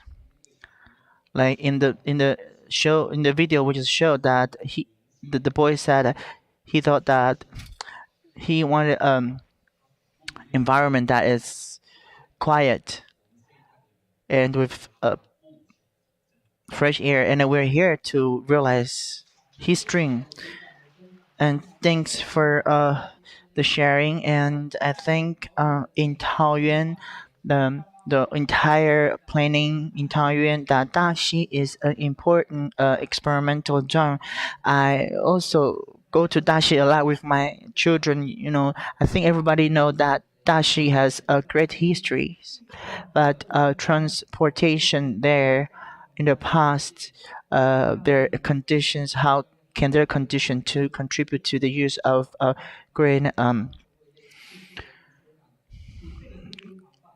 green vehicle. So I think that's a very good experimental zone. So I hope everyone can go there to take a visit. And in the past, in the past 2 years, despite during the pandemic, the logistics, due to the increase of online business, and that created more pollution, over 50% increase of package waste, and how I think Taoyuan has demonstrated very good example for us.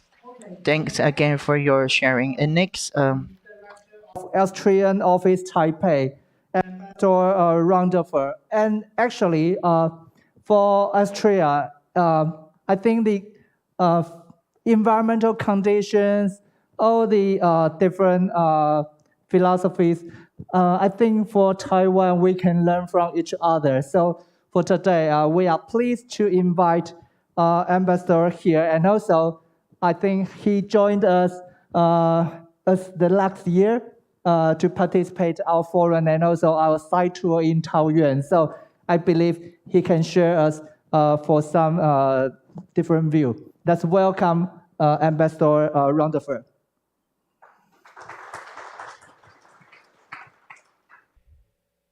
Very much for the opportunity to say a few words. And first of all, thank you very much to Mayor Chung and his team and to everybody who participated in this to make this great event possible, especially those behind the scenes doing all the work.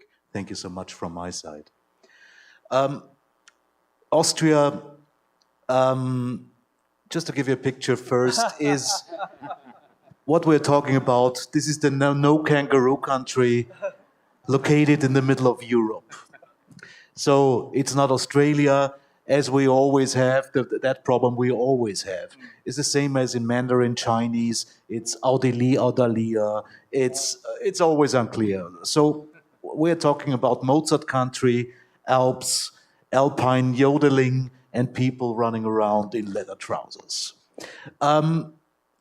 However, Austria has been, in the last 50 or more years, very successful in sustainability, has been very successful being a green country, and because it started very early with strict legislation and enforcements in the different sectors, which are the basis of to live together with the air management. So we introduced, for example, when coal power plants were still allowed, very early filtering systems, just to keep the air quality as good as possible and as a basis for tourism in Austria, for example, because the tourism sector and the beauty of the country and the natural habitats are very, very important for us. Also, the waste management, we have been recycling and dividing up the waste already for years. We have waste separating systems basically everywhere in place. Water management also is very important to everybody as a basis of life, for agriculture, for drinking. In Austria, nobody buys, or usually nobody buys, a water bottle because we drink out of the tap or when we're swimming in the river or in the lake, because more than 99% of our lakes and rivers have drinking water quality. So we're very lucky in this. And of course, also the energy management. Very early in 1978, Austria decided, or the Austrian people decided, though through a narrow margin, against the use of nuclear power. So, and this was binding for the government. We had a nuclear reactor, a nuclear factory ready to go, just switch it on. But it was never switched on. It was built ready to go, but was never allowed to go into operation. So Austria had to change its policies, especially in this case on the environment, and already go very early into hydropower, wind, solar, biomass, and so on. So the air quality in Austria in 2021 has been the best in the last 20 years since we started to take the measurements. The waste management in Austria starts with waste avoidance as a first step. This is very important to us. So, for example, plastic bags are basically banned since 2020. Before you even had to pay for it. And nowadays they are banned. And in 2025, just to give you examples, plastic bottles and aluminum metal cans, you will have to pay a deposit for it. Although you will get your money back when you bring the plastic bottles and the metal cans back to the shops. So, and they will go into either reusage, so like plastic bottles, for example, or glass bottles, or they will go back into the circular economy of recycling. So, and then by doing that, you really minimize the load of waste you have. So you don't need that much of waste burning, waste disposals, and landfills, for example. The problem by doing this, by this 5-step system, is you really decrease a lot the amount of waste. In water management and water, I just told you before, in 2020 is also, again, one of the best years we had. 2019, I think, was a little bit better even, that our drinking water and our water resources are basically 99% drinking water. So even in the big cities, in the city of Vienna, when I was stationed in the Middle East, nobody was believing me. How could they, of course, that we are using best drinking water for showering? I mean, in other areas of this world, this is unthinkable. Would be decadent even, but we have an abundance of water. We are very, very lucky, but we also want to keep this very, very valuable resource by doing all we can to keep it clean. As I said before, also about energy, nearly 85% of Austria's energy already is coming from renewable sources, mostly from hydropower, but also by using biomass, for example, from forestry, from woods, from so, for example, we have more than enough trees, and actually we are increasing forests in Austria, because the policy of, if you fall a tree, you have to replant a tree. It's not going to be lost. So it's going to be sustained. Actually, the trees, the forests are actually increasing instead of decreasing. So therefore, of course, the air is better. They take in CO2 and actually exhale more or less O2. And so this is, I think, a very good way to go. And of course, again, we are somehow a little bit lucky that we have all those resources. But we are also lucky that generations before us have already started thinking about this. So our target in 2030, we want to be 100% renewable or green energy. And by 2040, we want to reach 100% climate neutrality overall. But I also want to give you some examples. For example, this waste burning facility in Vienna, it's called Spittelau. It looks like a work of art. Actually, it is a work of art, because this was very controversial. It is in the middle of Vienna, just only 10 minutes from the city center. It was designed by famous artist Friedenreich Hundertwasser to make it more socially acceptable. it was accepted by the people, by the local people living there. It has become a tourist magnet. It has become, we're using the latest environmentally friendly technology there.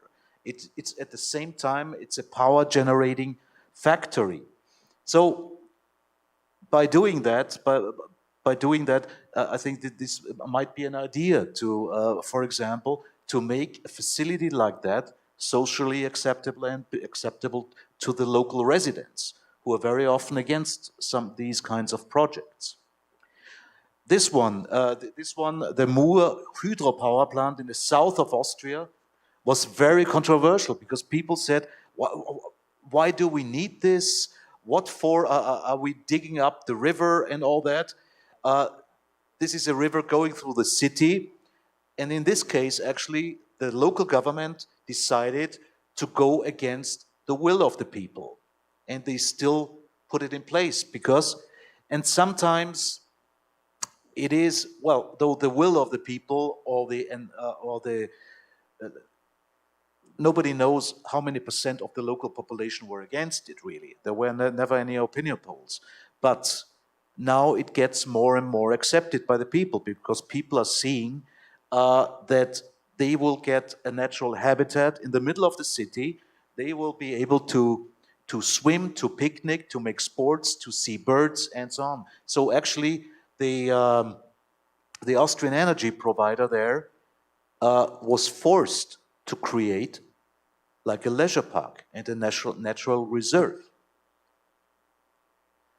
Or another one which is already old, but this is also in the middle of the city, the old Danube. That was a channel built more than 100 years ago, and nowadays it is a natural reserve and recreation area for tens of thousands of people. And by doing this in the middle of cities, you're also creating microclimates in the end. So to do everything against the heating up of the cities. Also the use of public space, as you can see here, this is so-called Maria-Hilfer-Straße in Vienna. It is mostly a pedestrian zone where nobody has to be afraid that they are hit by a car or anything. So there's only bicyclists allowed and pedestrians. It's a huge pedestrian zone. And also as an example, in Vienna, public transport costs €1 a day. But this is the price without any discounts. So, for example, the kids until the age of 16, they pay €70 a year, which is not even 20% of this. So they get discounts up to 80%. So I think this is very, very affordable.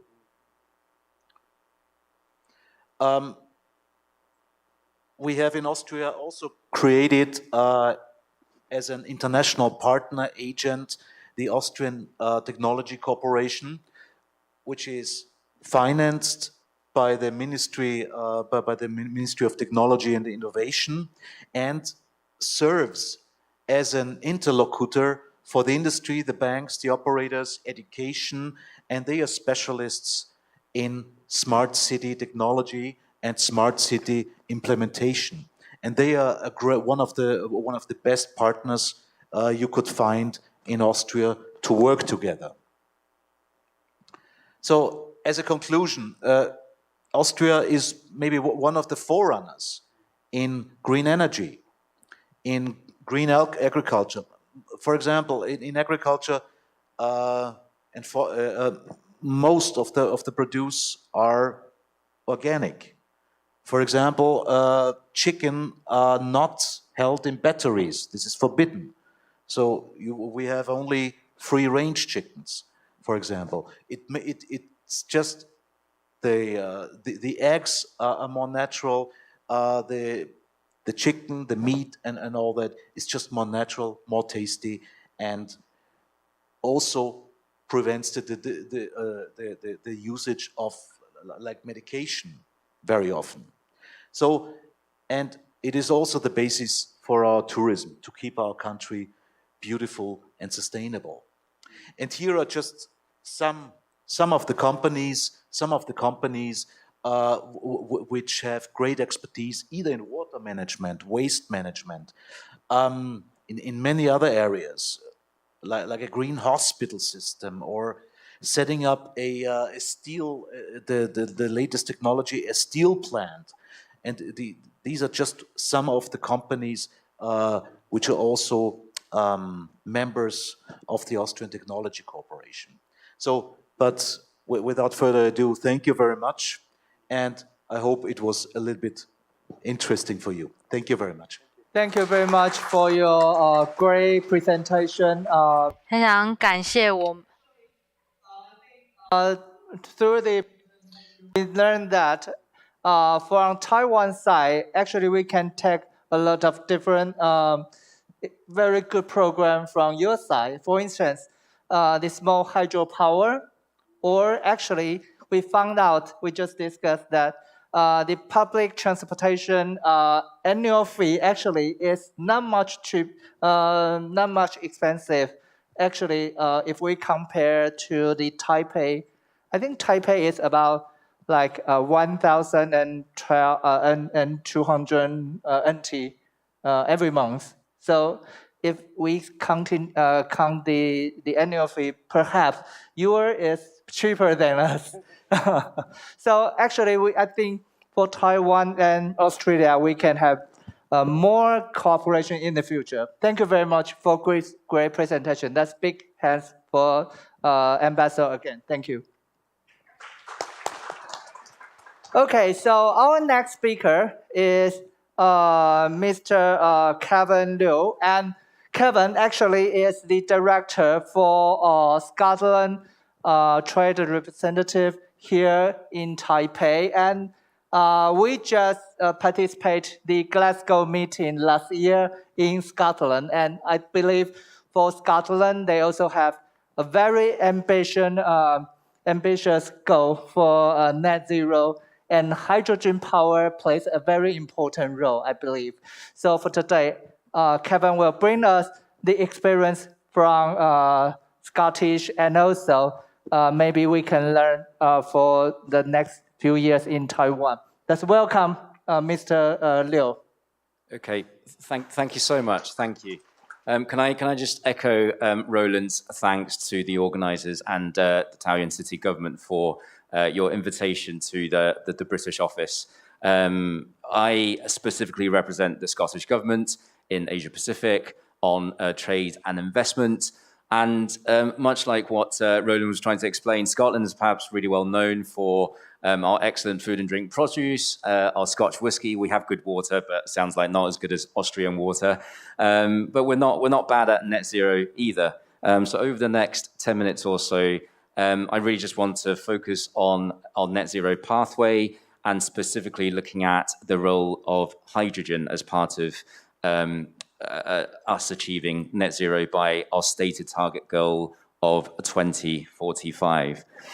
Now, I should explain, first of all, that the UK overall, of course, has its own net zero target, which is set to be 2050.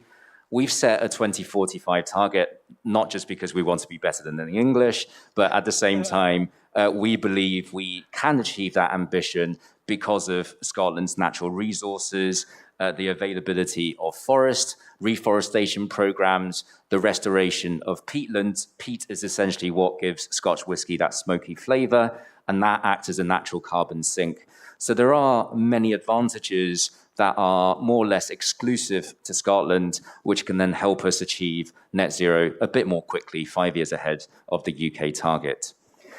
Now, in terms of hydrogen, this is something that we have been investing in for the last 20 years with a lot of chemical engineering going into that process. Scotland, of course, is perhaps the energy capital of Europe, with North Sea oil and gas having been explored and produced over the last 60 years. So there is a lot of expertise in the area of petroleum and chemical engineering, which then lends itself towards developing a very strong, world-class, technically advanced hydrogen industry. So we have already produced our 2045 net zero roadmap with hydrogen very much written into that roadmap, as you can see from this chart in front of you. And I'll just pick out a couple of points, and I'm really glad that Taoyuan is also investing heavily in hydrogen too. We are starting with large-scale blue hydrogen to begin with. So this is reforming natural gas into hydrogen and deploying large-scale carbon capture and storage in order so that we're capturing as much of the emissions from the reformation process as possible. Now, we have the advantage of storing a lot of our carbon in depleted gas fields in the North Sea, and we are starting to do that. And I'll show a graphic in a minute to give you an idea of what that looks like. I know Taiwan probably doesn't have that particular marine geology to take on a lot of carbon storage, but at the same time, it's worth thinking about large-scale blue hydrogen production as one of the more inexpensive ways of producing hydrogen. We are, of course, much like Taoyuan, looking at the application of hydrogen in both in terms of transportation and broader mobility, as well as industrial end users. Now, I just want to point out here and used this chart to demonstrate that while Scotland has already forged ahead, many, many years ahead, in almost attaining 100% of our electricity from renewable energy sources. And as you can see in front of you, about 70% of that is from wind, a combination of onshore and offshore wind. And our offshore wind capacity will only increase over the next 20 years. And we will have surplus clean electricity within the next 5 years. And we can use a lot of that surplus electricity to then produce green hydrogen, renewable hydrogen. At the same time, however, it is not possible to electrify our way to net zero.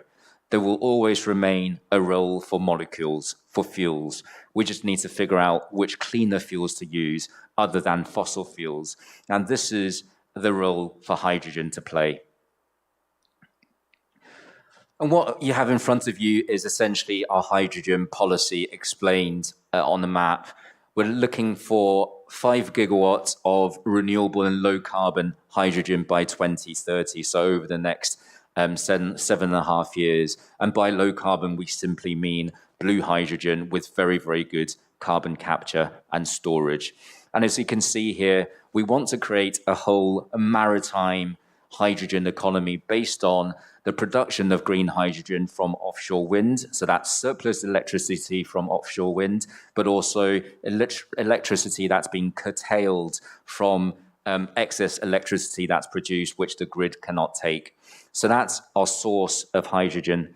We want to use hydrogen for transportation, particularly heavy-duty vehicles, trucks, etc., and buses. We want to use it for industrial heating as well as residential heating.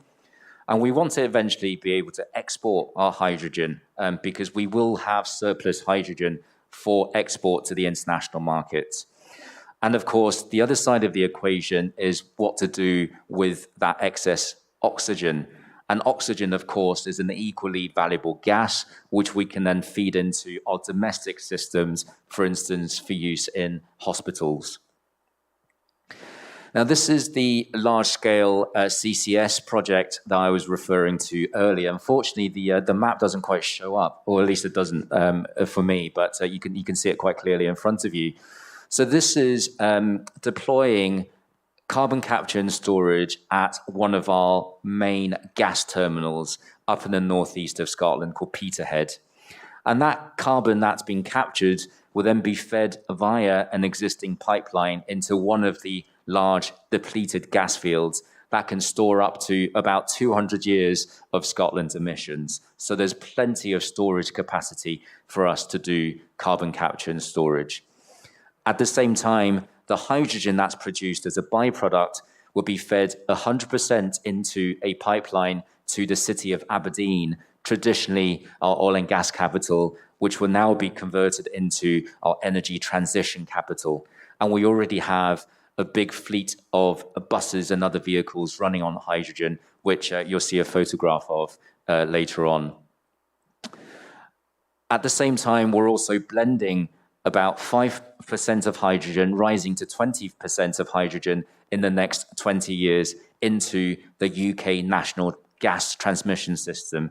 Because for us, the critical objective to energy transition is reducing our dependency on gas. And a lot of our gas is produced in the North Sea, but a lot of our gas is also imported.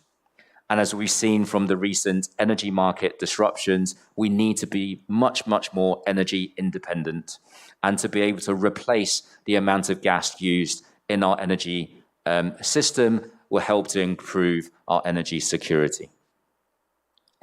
And we're very proud of the fact that Aberdeen alone is now home to Europe's largest fleet of hydrogen vehicles with, and that data is actually incorrect. We now have well over 75 hydrogen vehicles with a combination of buses, public vehicles such as refuse trucks, as well as vehicles for our city council officials to use.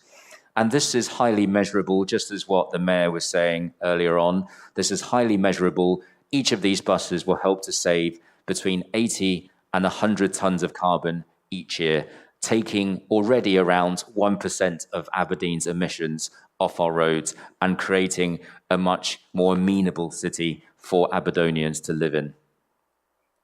And then finally, once again, we are investing heavily into zero carbon heat.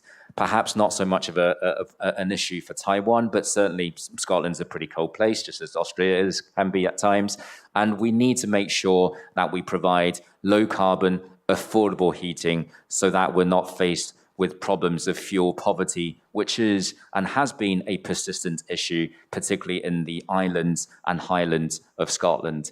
So what you see here is about creating or generating green hydrogen from offshore wind and feeding that straight into a localized off-grid gas network to begin with as part of a demonstration project, but eventually to convert households into using hydrogen as a feedstock rather than natural gas, for instance. And we hope that this will then catalyze further innovation in terms of home appliances. You can imagine gas boilers, water heaters, etc., to eventually take on hydrogen as a fuel rather than gas as a fuel. And this is very much an aspiration for us, both domestically as well as internationally. And I think the final thing that I would say before handing back to our host is that the biggest challenge for hydrogen isn't just about the maturity of the technology, but about public acceptance. And this is something that we are working very hard on in Scotland to ensure our citizens that hydrogen is managed, delivered, transmitted, and used in a responsible and safe manner. And this is something that we're delighted to be working with our partners in Taiwan on as well. And with that, I'll hand you back to our host. Thank you very much. Thank you very much for Mr. Liu. And actually, Kevin, you just mentioned about very important for different energy mix, hydrogen, different thinking way, and not only for the e-vehicle. I think the hydrogen vehicle plays very important. And for Taiwan, actually, Air Liquide is investing 15 billion Taiwanese dollars for the next generation hydrogen factory. So for the next speaker, we invite the Air Liquide 亚东气体，我们邀请到亚东气体氢能事业处。Let's welcome the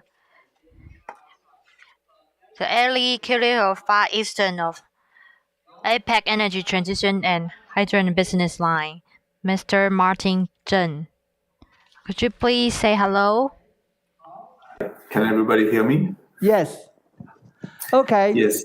Yeah. So we know that the Air Liquide is investing 15 billion Taiwanese dollars in the future, and hydrogen vehicle will play a very important role in Taiwan. So I would like to invite you to say a few words and also the presentation to the audience. The floor is yours. Thank you. Thank you to the host and also to the Taoyuan City to invite Air Liquide to come at this forum. I'd like to first be very happy to follow actually my predecessor's introduction on hydrogen. It's a very comprehensive example of what's going on in Europe for not only hydrogen produced with wind power and also carbon capture. These are issues that will definitely come to Taiwan in the future. And what we are probably looking at is with the energy transition policies that will be launched by the central government, also local government like Taoyuan taking over and to go into application of this energy transition policy. I think you mentioned about Air Liquide in Taiwan going to invest a lot. I just want to mention that it's actually our investment for all our activities in the future, especially regarding production of industrial gas such as hydrogen. But for the moment, these applications are just regular business that we already do for our industrial customers, especially the electronic business in Taiwan. I would like to just be careful about when we say that we're not investing in Taiwan in eco-mobility yet, simply because in Taiwan, the regulations and the policy framework regarding eco-mobility doesn't exist yet. So we know that it's in the building and of it. And today I would like to present an example in Paris, in the heart of the Air Liquide, the French company, where we actually put up a high-setco company to promote hydrogen cars and taxis. So next slide, please. We have already witnessed the use of hydrogen in mobility, such as during the Tokyo Olympic. This Olympic flame has been lit up with hydrogen. And you know that next slide, also that during the Tokyo Olympics.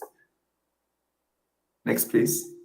Yes, all the transportation has been used with the fuel cell bus. And as echoing Mr. Liu's presentation on hydrogen, next slide. The project in Paris is an application of hydrogen taxis since already 2016-15. And we are aiming for also the Olympic Games of Paris 2024 to be also the first supplier of the transportation with hydrogen cars. So all we want to show here is that hydrogen mobility is a reality already in Europe. Next slide. And this technology already exists and already are being deployed. And you can see that the maturity of it, the red line here is actually 2022, this year.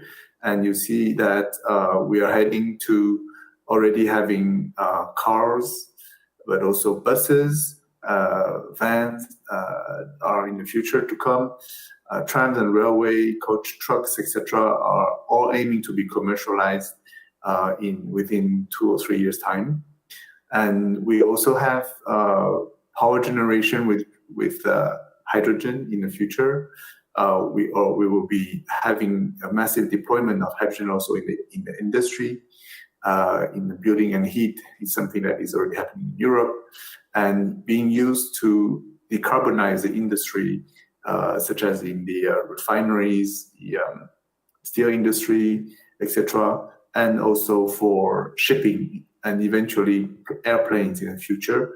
All of these are technologies that are being in a research phase, but also totally ready for deployment in 10 to 15 years' time. So today we can see that hydrogen, as you see on this slide, is being used as in a gas form or in a fuel cell to basically provide power to an electrical car already.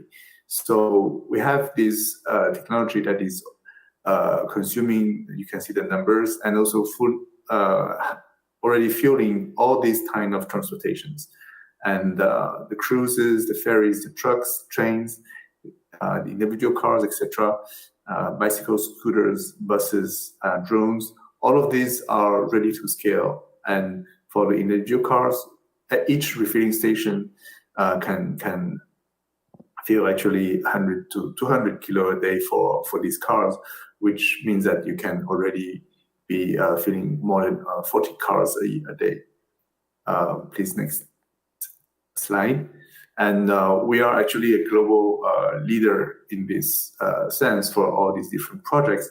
Air Liquide has already been investing in hydrogen mobility for more than 20 years. We have 50 years of mastering the production of the hydrogen value chain. And today in the world, we operate 120 hydrogen refilling stations already. And you can see all these projects popping up around the world that are witnessing the development of mobility and also other areas. Next slide. And coming back to our example in Paris, as you know, the transportation, the air pollution issue in Paris is very serious. The traffic represents more than 1/3 of emissions, and especially transport among the public transportation, the taxis and the commercial vehicles are the major emitting greenhouse gas emitters, almost 17 tons of CO2 per year per taxi. And it contributes to noise, to pollution, etc. And the city government of Paris have adopted a climate air energy plan that encourages the development of clean mobility. And this is when our project happens. Next slide. And I think it's easier to understand it with a video movie. So please play that.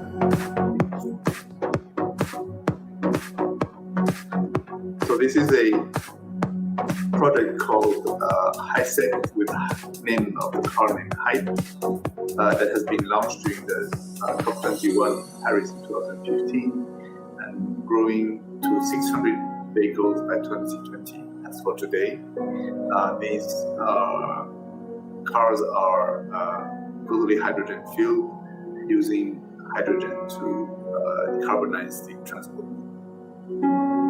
And it has more autonomy than electrical vehicles. But at the same time, this is the Toyota Mirai model. For the moment, it's still more expensive than electrical vehicles. And we did actually in partnership with Toyota, but also today with Total Energy and also the Taxi Society in Paris to basically promote and encourage the adoption of hydrogen cars. Yeah. So this is a project that is already in place. The HySecco company is the joint venture that has been created in 2019, and partners today are Air Liquide, Total Energy, and also the Electrical Taxi Society of Paris, and Toyota, of course, the car supplier. And we actually, HySecco is promoting this hydrogen mobility in the Paris region with the distribution of hydrogen through these stations that you see here, and also the development of the use of these cars. So today we are at the milestone of 600 cars in Paris, and you will see that in the future we are aiming to 3,000 cars in 2024. So that is a real project that can bring all the players together in the ecosystem, and can also play a role in deployment of the infrastructure to understand the usage for planning for a larger deployment in the future. And also, of course, when we have more and more cars, we can accelerate the cost reduction when scale up. Next slide. We will see that, so the projects started much earlier when the Electric Vehicle Association of Taxi started in 2009, but really in 2015, Air Liquide stepped in the project and launched only five fuel cell vehicle cars and one hydrogen station at the occasion of COP21. We eventually attracted the French Deposit Bank to invest in the project that scaled up to 75 fuel cell vehicles and two hydrogen filling stations. And then we have two other stations opened in the airports, Paris Orly and Paris Charles de Gaulle. And then we have our HySeco company launched in 2019 with 100 vehicles and 4 stations. Today we are at 600 vehicles and we're already saving 10,000 tons a year of CO2.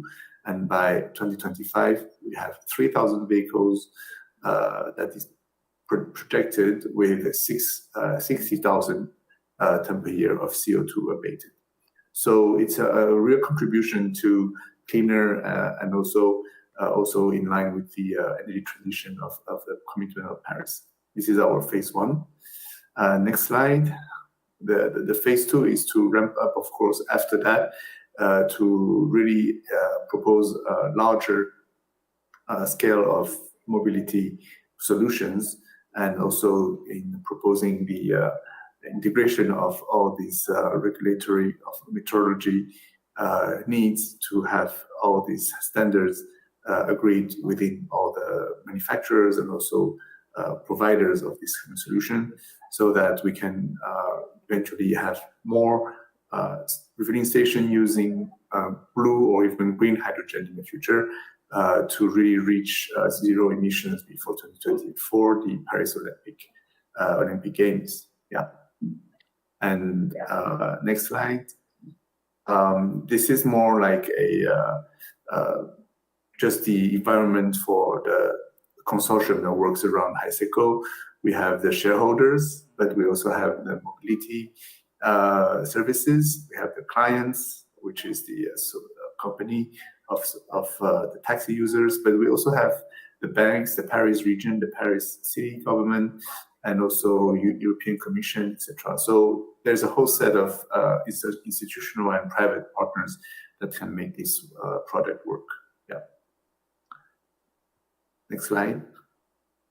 And just to mention a few last with Air Liquide, our company, we have all these projects around the world, and especially from this example in Paris, that are supporting the whole advocacy of using hydrogen as a future vector of renewables and building the whole supply chain, because we're also committed to abate our own CO2 and to reach carbon neutrality before 2050.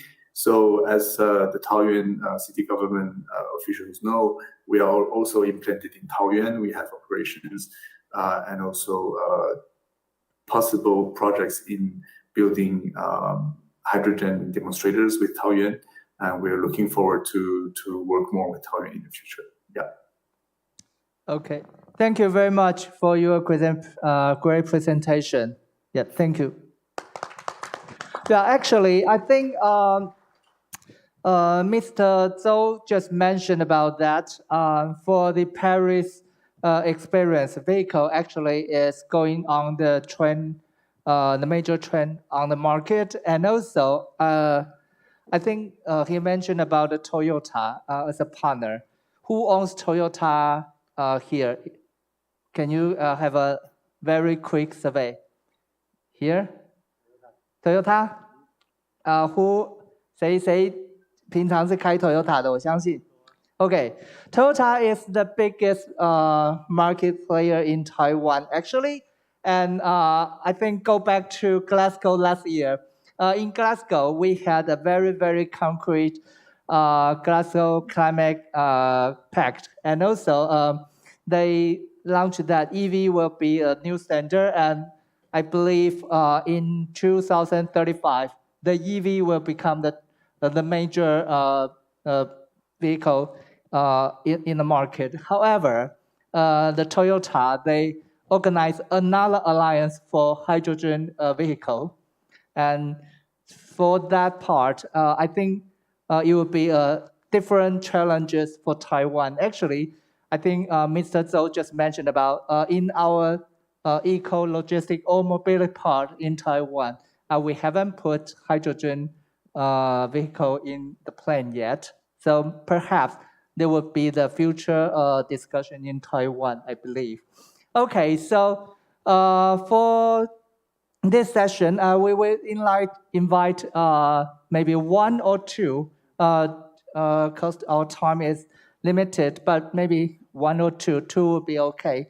So anyone from the audience would like to raise question for our speakers here? Okay, that was a question, yeah. Please identify yourself and then your question, please.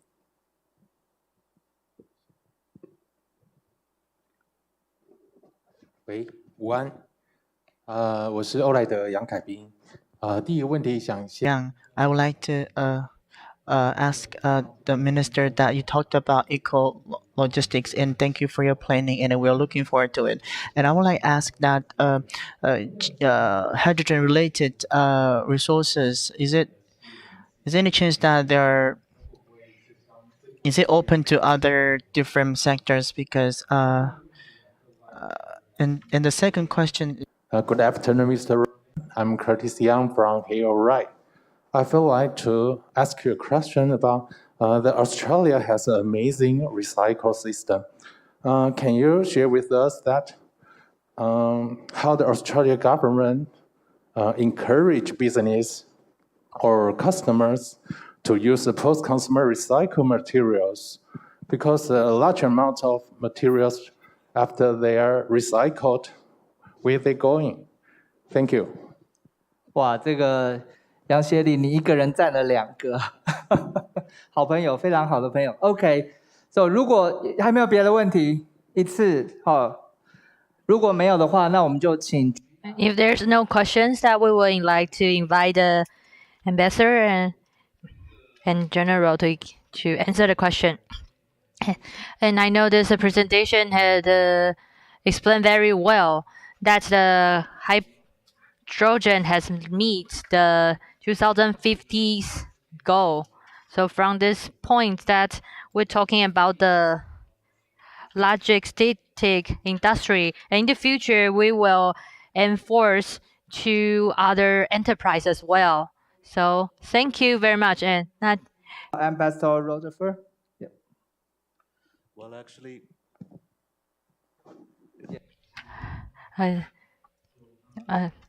基本上在奥地利举例来说，我比较希望可以提供一些比较具体的一个方案。In my hometown, we had the waste collection twice a week about 20 years ago. And now the containers, actually, there's different separation containers. So you have biological waste, which go into one container, like coffee, kitchen leftovers, and all kinds of things which are basically biological waste, which will then be collected and brought to dumps in the end, to biological dumps, which will later on become earth again, which will be fertilizer, natural fertilizer for gardening. It's becoming earth again, and so it will enrich the soil again. So it goes into a circle, into circular. And of course, also we have what we have in place is glass. For it's colored glass and white glass, which are separated. Then we have plastics. Then we have paper, and then we have the rest of the waste. So, and having said before, this was twice a week before with quite big containers. Now the containers are much smaller, and the waste is collected every 2 weeks now. The rest of the waste is collected only every 2 weeks now. So when the waste truck is passing by, in the end, going from house to house, from apartment block to apartment block, so it's only every 2 weeks. So just you don't need the truck twice a week, instead every 2 weeks. So by doing this, you're really reducing a lot of the waste load. Okay, thank you very much for your answer. Yeah, okay, so I believe a very wonderful session come to the end. I will welcome our chair to give a 1 minute conclusion. That's welcome. Yeah. 今天真的非常欢迎，也感 Thank you once again and all the participants. We learned a lot. In Taoyuan, actually Taoyuan is the fast speed city through Taiwan. In these recent years, we pay a lot of attention to the sustainable city development. From the discussion that's mentioned, the ecological lakes industry is one of the important parts from the building, from the package, from the transportation, from the intelligence storage, including the reduce the energy. From that process, we think the logic is very important, especially the vehicle electricity energy. Wow, so the hydrogen is one of the biggest solution in the future. So therefore, we focus on this issue, no matter like Scotland or Austria and other countries have given us a great example based on this issue. In Taiwan, we need to think how can we make good use of hydrogen instead of the carbon emission, and to call the local government and the central government to pay attention to this issue. Once again, thank you for your sharing and discussion. Thank you. And I know that lots of people like to raise some question. And during the tea time, you could ask our presenter later on during the tea time. Thank you. Photo for this forum， 我们要请贵宾们先留步，我们拍一张合照。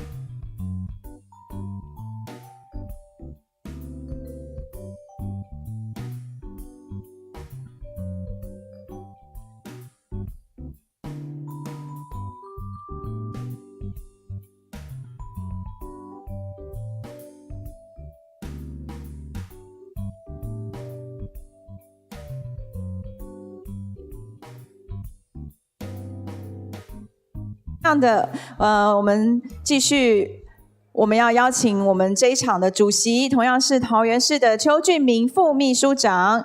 Welcome to the chairman, Mr. 邱俊明。那么第二场论坛的主持人，同样要邀请国际气候发展智库赵公岳执行长的 moderator, Mr. 赵公岳。接着我们这一场的 speaker 呢，我们要邀请的是法国格勒诺布尔大都会区的 Christopher Ferrari 主席。The President Christopher Ferrari, he will join us online. 继续邀请的是法国格勒诺布尔大都会区的费欧德大使 Ambassador Pascal Viot of the Grenoble-Alpes Metro France。下一位讲者呢是菲律宾马卡蒂市 Marlene Abigail Espinay 市长，他也会在线上参与我们 She will join us online too。最后一位的讲者，桃园市政府研考会吴君婷主任委员，请委员上台。Chairperson 吴君婷 ，The Research and Evaluation Commission 桃园 City Government to come to the stage。好，接着把主持棒交给主持人，谢谢。OK， 好，谢谢我想Thank you once again that we reached the second section. Session 2, and this session actually we have broader perspective to achieve the SDGs in cities, which is how to implement the different sustainable goals in city level, and also for cities they have different approaches, and they launch the VLR as the keynote speaker they said in their presentation. So this session, we invite the first speaker, actually, the Grenoble in France. We have been seeing in the first session, Paris, they implement the hydrogen vehicle very successfully. And also for different cities, for instance, in Grenoble. And Grenoble, they are the winner for green cities in Europe in 2022. So the first speaker, we invite the mayor, the council chair of Grenoble's metropolitan area, Mr. Christopher Ferrari, to give our presentation, to share his experience. Let's welcome Mr. Ferrari.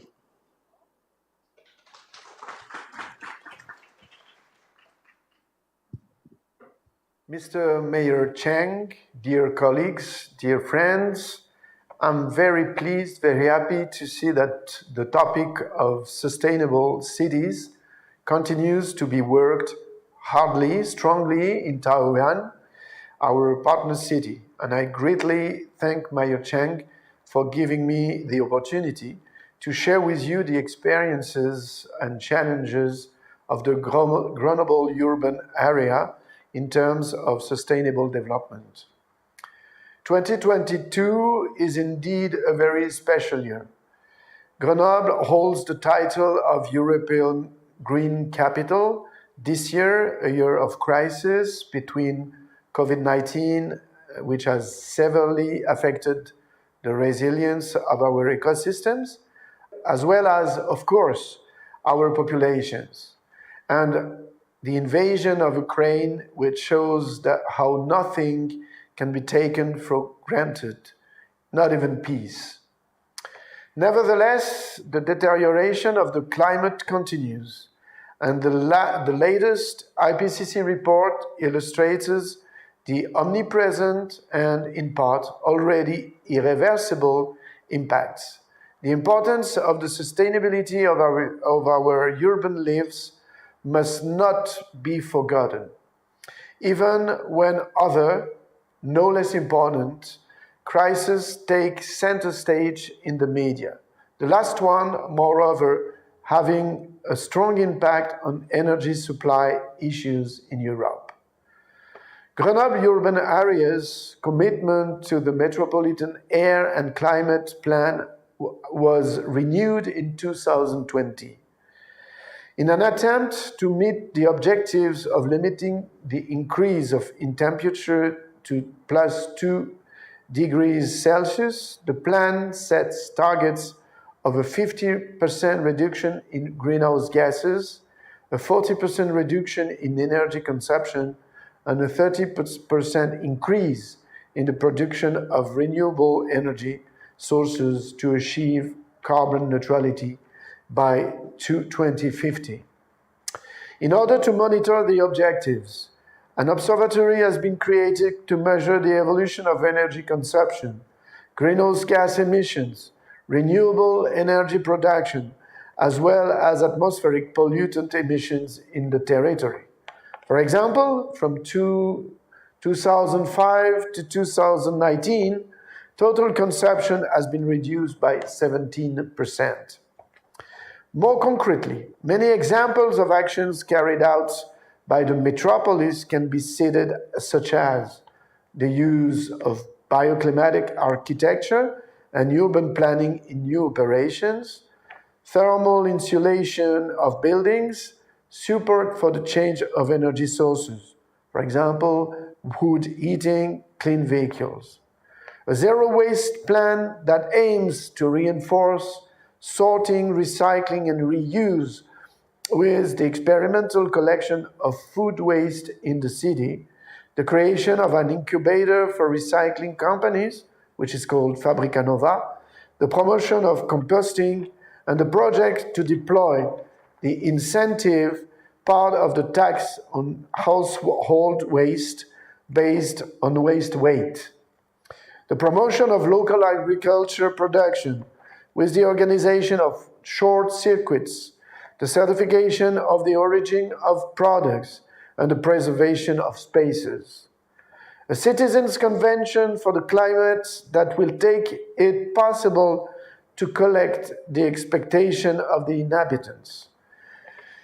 You know that the European Green Capital Award is based on these commitments and achievements, and now takes the form of an additional dynamic to accompany the inhabitants and stakeholders of the territory in the transition, with a call for projects, support for local initiative, such as the hosting of global meetings of electronics manufacturers seeking transition solutions, the organization of visits to the innovative eco-district, or the constitution of a citizen community that invests in deploying photovoltaic panels on the roof of buildings. You see, these actions and events will be shared online on the site throughout 2022 so that they can inspire other cities and actors of the transition. So I wish you the best, and I hope to see you soon. Thank you. Thank you very much. Thank you. Yeah. I think Mr. Ferrari pointed out, actually, the Green Noble, they put a lot of effort, and we hope to invite him in person for the next year. However, we do have the representative of Green Noble City in Taiwan, and that's welcome Mr. Vlad to give us some experience sharing on behalf of the mayor. Floor is yours. Yeah. Thank you very much. Again, on behalf of our president, Mr. Ferrari, and myself, thank you for the invitation. Thank you for Taoyuan, our sister city here. It's always a pleasure to come back. We feel at home here, really. So today I just want to highlight a few points, illustrate what our president just explained, and show some concrete example about what we are doing in Grenoble. So Grenoble, as you know, is in the French Alps. So we share quite a lot of common ground as Austria, because we are in a mountain area. And just before going to those examples, let me come back to this European Green Capital Award that we received for this year, 2022. So just a reminder, so this is an initiative from the European Commission, and it's a yearly contest for cities in Europe, and this award recognizes the local effort, so really at city level, to improve the environment, the economy, and the quality of life of citizens inside. And for this year, we are very proud to be the winner in Europe for that award. It's also a special year. I mean, this has been also introduced by our president, but it's also a special year in France because it's a year of election in France for presidential and legislatives. It's also a year which is our president, French president, is also the president of the Council of European Union. So we have a very interesting coincidence. But I think what is very important for such kind of project is that it's federating all the different levels of government. And I think that has been also highlighted by Dr. Vijay earlier this afternoon. It's very important that we have a clean alignment between city level, metropole level, which is our level, regional, and also central government. And in this picture, actually, you have all those representatives, including the Minister of Ecology at the national level in the middle. And it's also beyond all the political parties, okay? And I think it's very important that we have this key alignment all together. So last year, I delivered a speech here again, and I focused my speech about eco-mobility. So this year, I will talk about the different angles. I will talk more about energy performance, which is also a key strength, as you can see here in the technical ranking. We have been ranking #1 also for the energy performance for this special award that we received in 2022. So again, key examples, concrete things. I think the first thing I would like to highlight is that we have a long history, again, about energy performance. Our President Ferrari also mentioned that key involvement of our citizens, and this is actually starting in 2005 with the first climate action plan. Now we just introduced that we are renewed that one last year, 2 years ago in 2020. And I think this involvement of citizens is very key for the policy and for the city level, at city level as well. We have also this eco-district that has been created in 2009, the first in that type in France. And if you look back a long time ago, actually, Grenoble is the birthplace of hydroelectricity in the 19th century. So we invented the hydroelectricity, and we still have a long history, and we are the first EU producers of hydroelectricity currently. Also, we are very proud this year in 2022 that 100% of our energy consumed by our citizens is generated through renewables, and we achieved that goal. It was on plan, and really we are happy that today, so again, 100% of our electricity is produced mainly from hydroelectricity. Again, thanks to our mountain and our strategy in that place. So let me show you more example about what we do here. So this is a real picture. It's not a drawing, it's a real picture. Actually, we introduced that project 2 years ago in that forum. If you were there 2 years ago.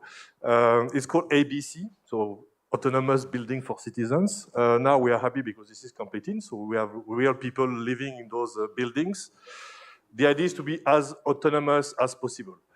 And we are reaching 70% self-sufficiency for electricity, which is quite a good number, I guess, thanks to PV, as you can see on the rooftop. But also we have very special features in those buildings. We have a way to reduce the solid waste by composting. So we have a local composting elements inside the building. We can reuse also those compost and also the gray water. So gray water is actually wastewater, but not the dark one, something in the middle, for local gardening. So you can see some gardens that actually belonging to the inhabitants. They can grow some vegetables thanks to the local waste that they produce. Also, we mix rainwater in that building, and we are able to mix 70% from the traditional water and 30% from the rainwater. And this is a very unique also feature from those buildings. So very special architecture, as you can see. But concrete example about PPP, public-private partnership. And I'm happy that this has been introduced 2 years ago, but now you can see it's real. I mean, people are living there now. Another example, biomass. So this project is called Biomax. This is a plant, a cogeneration plant to produce heat. We need heat, urban heating during winter time, and also electricity. So it's about 220 gigawatt hours in total, with a large majority based on heat. And this has been also introduced earlier by Scotland and by Austria. I think the trend is to get more and more sustainable wood as a fuel for those plants. So this plant is actually fueled only by wood.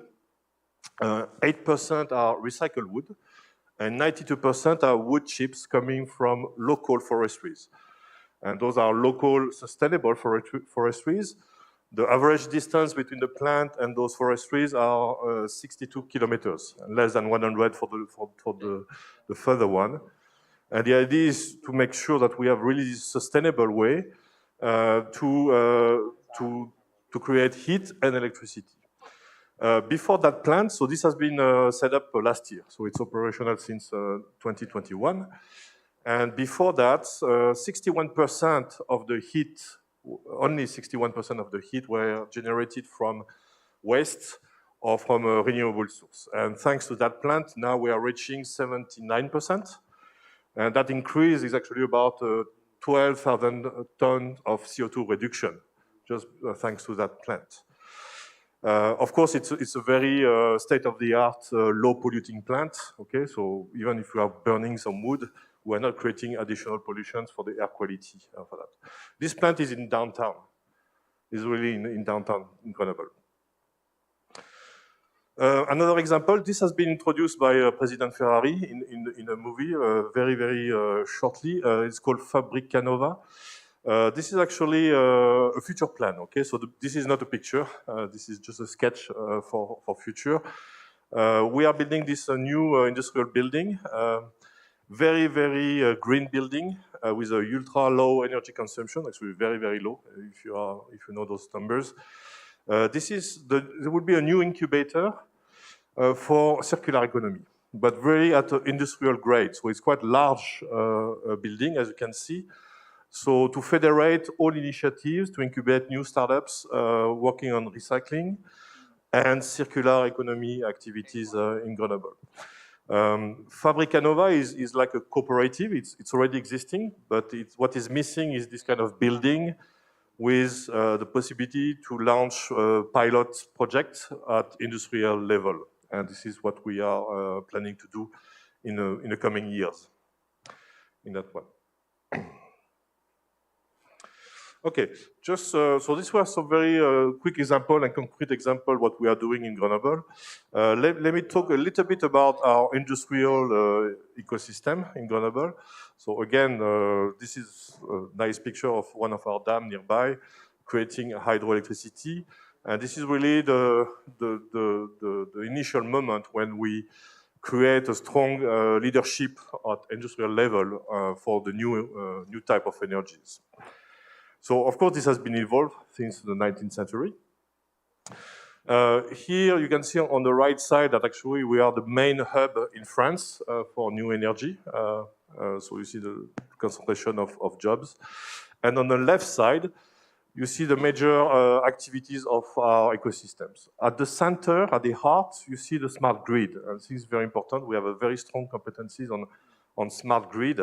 And this is very important when you talk about new energies, to master that very specific technology. Last year, I was talking about hydrogen. So I will not talk again about hydrogen this time. You see that we are very strong in biomass, solar energies, smart buildings. So you saw a concrete example. Hydropower, we talk about it. What is important also is power storage and batteries. This is also very important for new type of electric vehicles, for example. And I will come back to that one later on in a couple of slides. Just to give you some ideas about products made in Grenoble and names of key players, companies, industrial players. Martin, before I introduced Air Liquide key projects, all the hydrogen filling stations are actually designed and made in Grenoble, even if they are deployed in Paris. So this is the home base for Air Liquide for hydrogen filling stations. Schneider Electric is born in Grenoble, so we are also lucky to have them in Grenoble for a lot of activities, including some charging station for EVs. Non-French companies like GE, startups that are also coming. To give you an idea about the diversity of the players active in our region, in our city. Okay, so just coming back to battery storage, you may not know that company. It's called Vercor. It's actually the name of a mountain nearby Grenoble. It's a startup. It has been created only 2 years ago. But it's a future unicorn for sure. They already raised a lot of millions of euros. They are part of the FT100 French Tech, FT120, which is a strong support for hyper-growing startup in France. So it's very scaling up. So you see some key figures. They announced that they are creating a gigafactory. And in Grenoble, what is interesting is that they will launch this so-called VIC, which is their actually lab, their innovation center, but it's also a training center because there's a lot of new jobs, actually, a new way of doing jobs in the gigafactories for batteries. And this is important that we are also looking at talents and how we train the people for that. And also it's a battery campus, so open innovation is key. Welcoming their partners. It's a pilot line, startup incubators. And it's a very interesting symbol because this building actually already exists. It's the first building, factory of Schneider Electric. A long time ago. This has been decommissioned many years ago. And for us, it's very interesting that actually a new startup use and recycle somehow the factory and make it a new industrial site on a new type of technology. Just coming back to Grenoble 2022 award, it's actually a special year for us. Again, we have a lot of events, more than 100 events throughout the years in Grenoble for citizens, for companies, for universities, for government, local government, central governments to show up. I just want to highlight a few of them, very, very relevant, I think. The first one is really linked to the topics here, and I'm happy that actually Taoyuan will join that one in Grenoble in May. So with you coming for the Sustainable Urban Logistics workshop that we organize in Grenoble.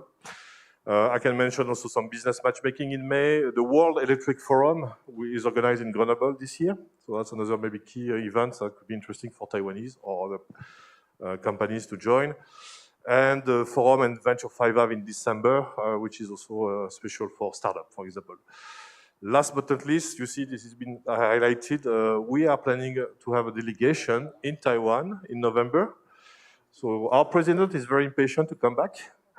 Maybe he will lead that delegation to Taiwan and, of course, to Taoyuan, even before next forum next year, hopefully, depending, of course, of the evolution of the COVID-19 and quarantine. But you already have a date, and that should be interesting that we can organize something here and with Taoyuan, of course, delegation led by our president there. Thank you for your attention, and hope to see you soon in Grenoble. Thank you very much for your great presentation. And for the last message you mentioned about the delegation will come, I think we hopefully the restriction for isolation will be released. Yeah.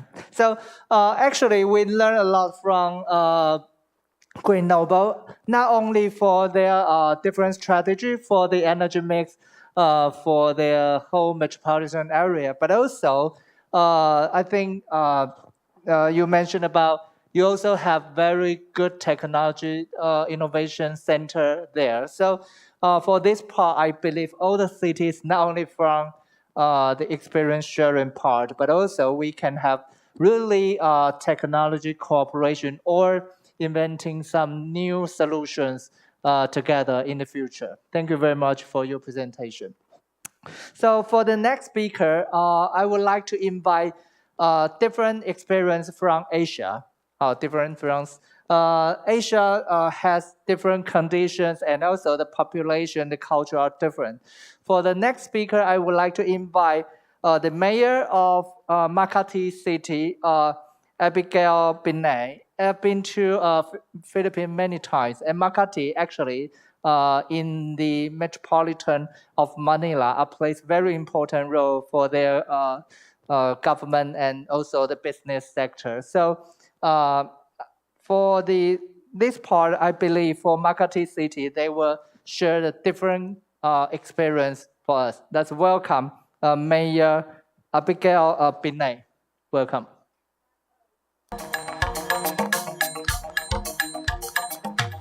A pleasant day to everyone. I would like to thank the International Climate Development Institute for inviting us to share some of our initiatives to make Makati a sustainable city. As early as 2017, we started integrating smart initiatives into our development strategies as part of our efforts to transform Makati into a full-fledged smart city. Many of them we undertook public-private partnership or PPP. We wanted to provide better and faster services to our constituents and stakeholders at the least cost to the city. Our first PPP-led digital initiative was the Makati Zen Card. It is the first of its kind in the country. The multi-purpose card that consolidates financial and social benefits for over 600,000 Makatisans turned out to be a game changer and a lifeline too during the hard lockdown at the onset of the pandemic in 2020. In just one day, we were able to distribute 5,000 pesos each in financial assistance to over 72,000 cardholders through GCash, which is one of the card's main features. Makati was the first city in Metro Manila to implement contactless distribution of cash aid, and other local government units soon followed. Despite pandemic restrictions, Makati Zen Card also allowed us to continue providing cash gifts for our elderly residents, cash incentives for honor and non-honor graduates of grade 6 and 12 from our public schools, and monthly stipends for our scholars. Owing to the significant and far-reaching impact of Makati Zen Card, the city won Best in eGov Customer Empowerment in the 2019 Digital Governance Awards. We also placed third in the 2020 World Smart Sustainable Cities Organization Awards under the Efficient Government category. Makati also takes pride in another digital PPP undertaking called the Makati Zen app. It is the first digital citizen app in the country. Initially, it was intended to keep users up to date with programs, events, and activities of the city government and to link them to the proper authorities for community concerns or emergencies.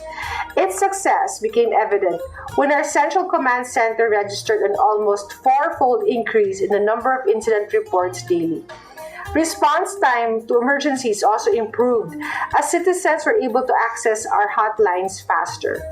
By encouraging residents and non-residents who work or shop in the city to be vigilant about public safety, Makati Zen app has helped improve the enforcement of laws and city ordinances.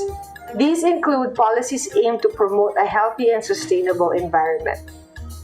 Its success was recognized at the 2019 World Smart Cities Awards, where Makati landed on the top 6 in the Innovative Idea category. Subsequently, Makati Zen app's functions were expanded to meet pandemic-related needs. It can now serve as a portal for the online registration of residents for cash aid, free flu and pneumonia vaccination for the elderly, and stimulus package for Makati-based businesses affected by the pandemic. Overall, both Makati Zen Card and Makati Zen app have helped curb virus transmission, minimize paper consumption, and reduce carbon footprint by limiting the need to go out or fill out forms.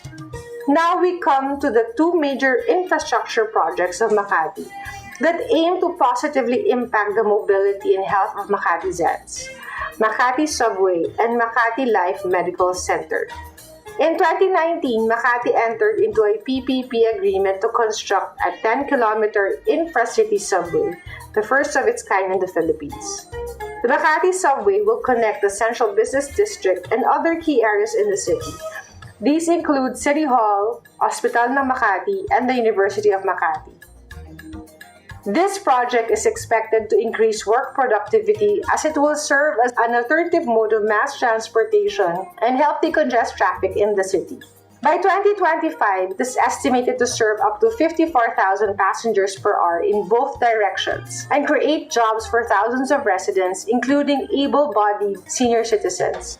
It is also expected to reduce 2.3 million tons of carbon dioxide in annual greenhouse gas emissions by 2048. Last year, Makati entered into another joint venture with the private sector to speed up the completion of a new hospital in our district. It will have a 360-bed capacity, 192 doctors' clinics, a cancer center, heart station, and physical rehabilitation center with state-of-the-art equipment to manage complex treatment and surgeries. Besides decongesting our city hospital in the 2nd District, Makati Life Medical Center will complement the wide array of health services being provided by the city government. It is envisioned to provide premium health care that will include preventive, therapeutic, and rehabilitative services to all proud Makatizens, regardless of economic stature. Soon, this vision will be a reality. Our joint venture has recently secured a 5 billion peso syndicated loan from 3 banks that will fund the hospital's construction and modern equipment. Makati Life will soon become a shining testament to the powerful synergy created through PPP.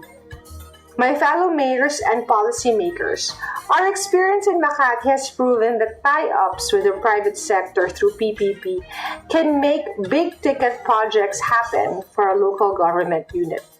I hope that our experience with public-private partnerships will encourage you to explore the huge growth potential of this development approach to pursue innovative and resilience-building initiatives. Thank you very much. Thank you very much. Yeah, I think for the experience from Makati City, actually, we can see that different city, different condition, and different culture, they have different solution approaches. So later on, we will invite the representative of Makati City online of our Q&A session. But also for the last speaker today, actually, we saved the also one of the best today is the host Taoyuan City. And as the IGs they mentioned about Taoyuan City, they launched their SDG as goals and also the VLR in 2020, and also become the one of the model in the platform.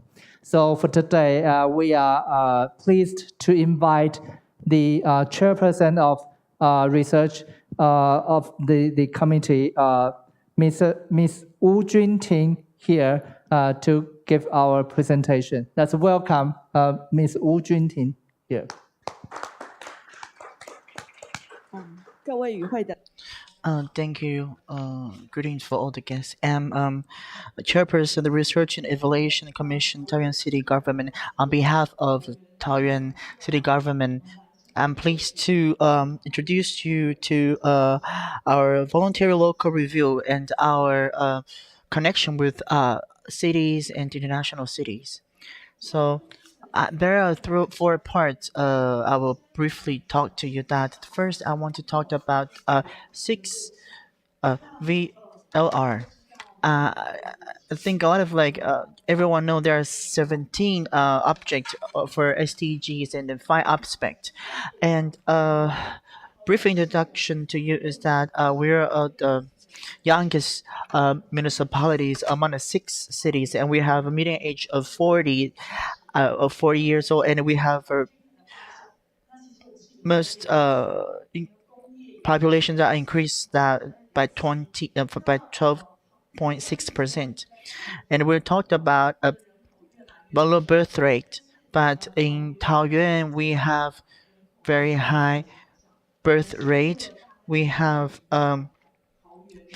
immigrants from Taipei metropolitan area and the Hsinchu area, and we have a 2.7 million population here. And during Mayor Jen's leadership, that the population increased in these 7 years by 217,000 people, and we have 136,000 babies born, and we have a lot of different ethnicities. We have 6% of people from foreign country, and a lot of people who migrate here to work with us, to become our family, and with population inflow and industrialized city area, like we face a lot of challenges. For example, we have house price rising, and also we may face pollution, and also we have education distribution issue, and also cultural conservation and gender equality. That last year that Taoyuan has suffered from drought. The reservoir Sumen did not have enough water, even though we have a high rainfall, but we don't have equal distribution. So right now, how can Mayor Chen can address to that issue with his policy? So in that process, that we talked from the host, that they talked about civilians participation, and we also do the same thing. That we hope in this my governments we can have more access to people in terms of policy, and they can help complete policy and to better the implementation. And when we talked about that our sustainable development project, that what we our objective that is that I want that everyone in the city to live happily together, and to make the city develop sustainably, and such can match the seventh items of SDGs. And we also want a healthier life, and we hope that people coming to these cities can have a good job, a good life, and regardless of our vision or policies, everything is connected with the 17 items of SDGs.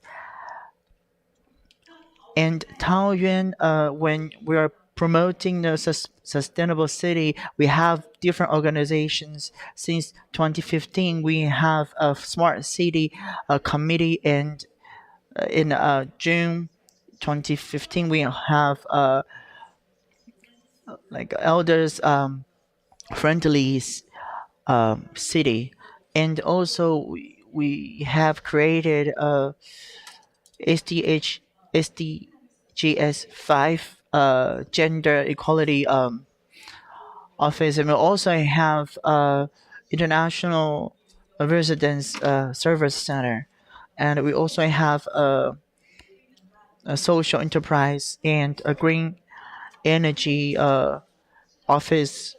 The mayor hopes that our policy can link with SDGs. So in our policy, that we really want to connect that with SDGs, and then to connect with people internationally to the end, to the goal of sustainable development. Like Italy is important partner. When we were in Germany in 2017, that we are actively participated in different sessions, and we were in a lot of online mayor sessions with other countries. And in 2019, we were awarded as a smart city first prize. And I think I have 100 page copies in English and in Chinese. In both was about this book. And in 2019, our mayor was invited to go to New York to share their SDGs goal. And in the same year, April, that Taoyuan city government has also set in a September, we have launched our VLR. In this, we talked about we seek out connections with international communities. Also, we also have an domestic connections with different central government departments, and we talked to central governments how we finished this VLR, that we can cooperate with different items of SDGs, and we also have a sharing session in Yunlin government, and also we go to have connections with America and other countries, and every city has a different issues they have to face. For example, Taiwan is an industrialized city, so our main issue will be how can we improve the environment so the young people will have a better life and a job here, and we also have a lot of associations with different stakeholders. So we finished writing one book, and the next step, we hope we can finish our second edition of VOR. So we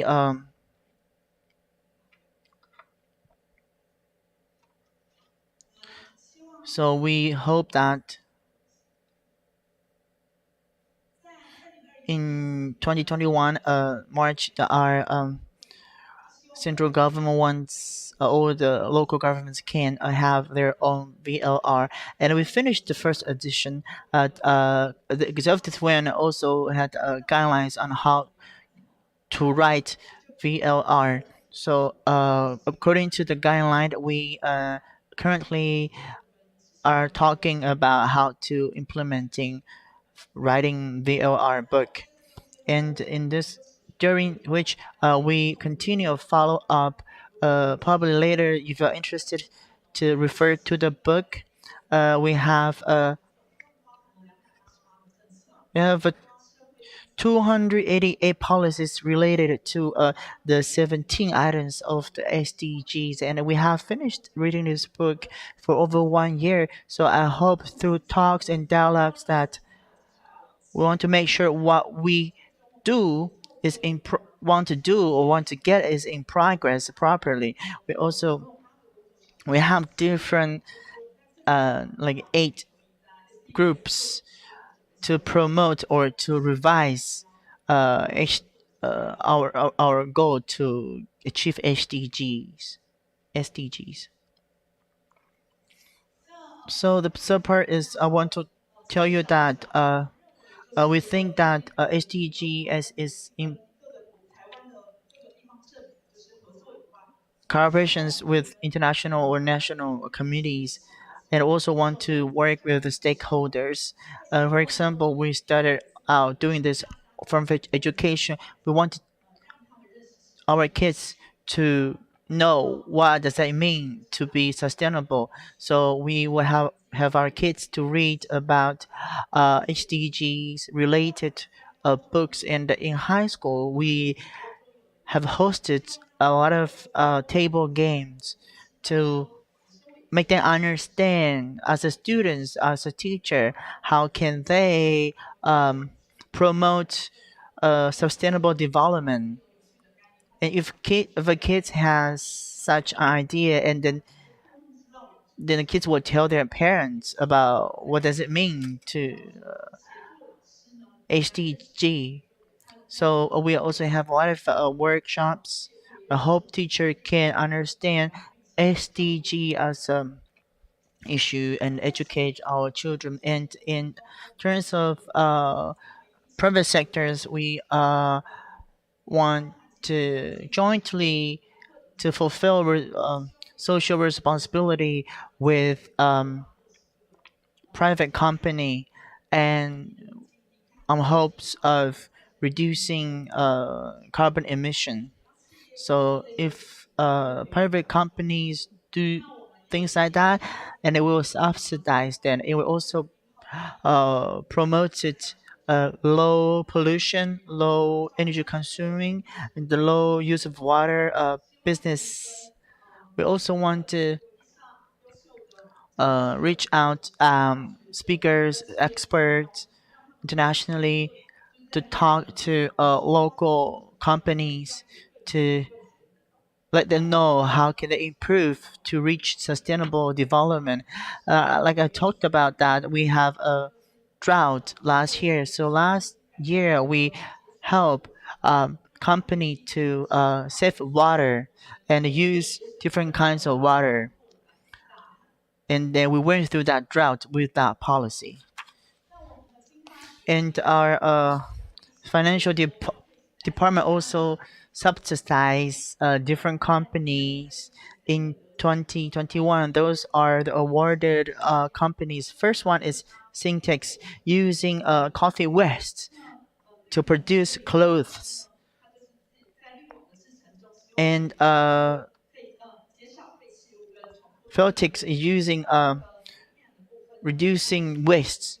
And the 3M company is reducing waste and also improving the efficiency of the company. And there are the selected company by the Taiwan government for their efforts into realizing SDG, and especially that Taiwan also is promoting local regeneration. I think yeah, a lot of international people don't have much idea, but it means that a lot of we want to address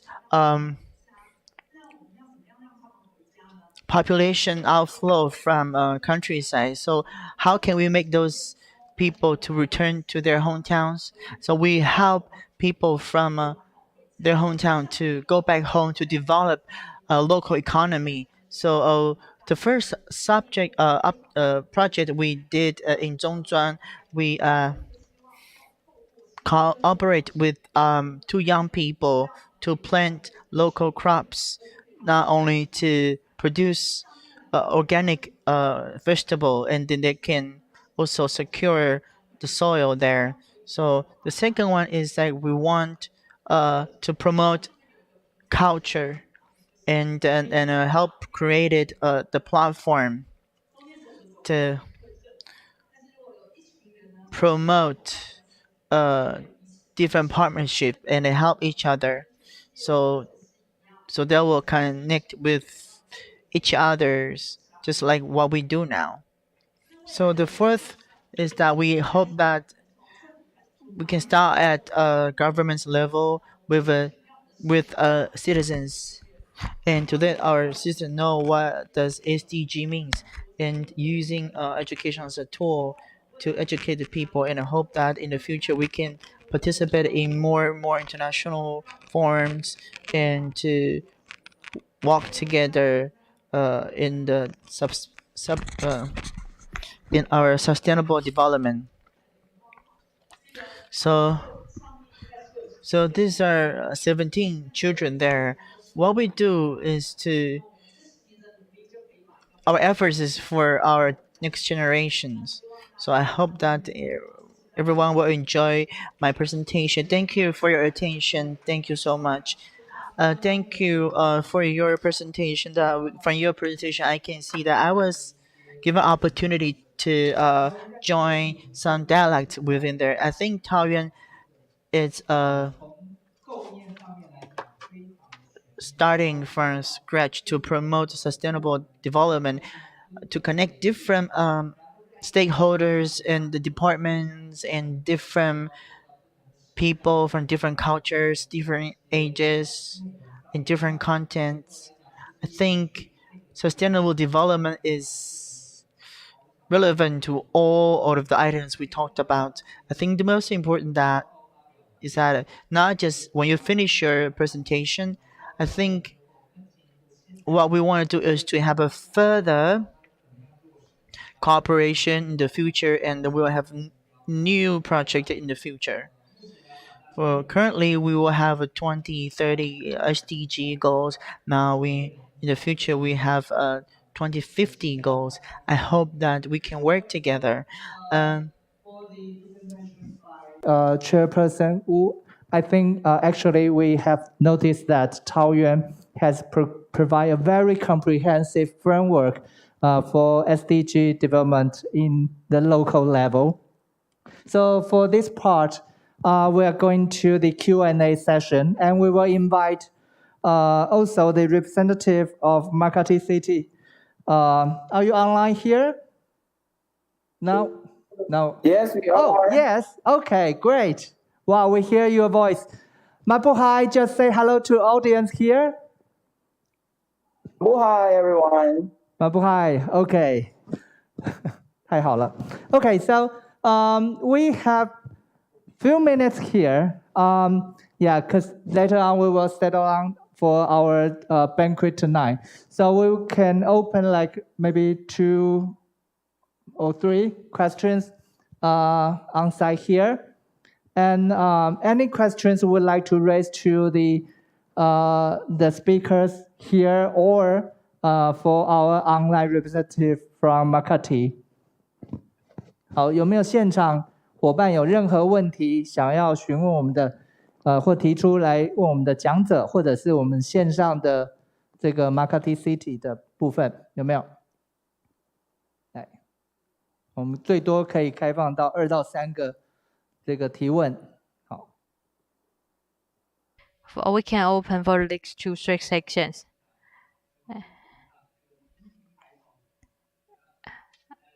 And I see the CEO of the company.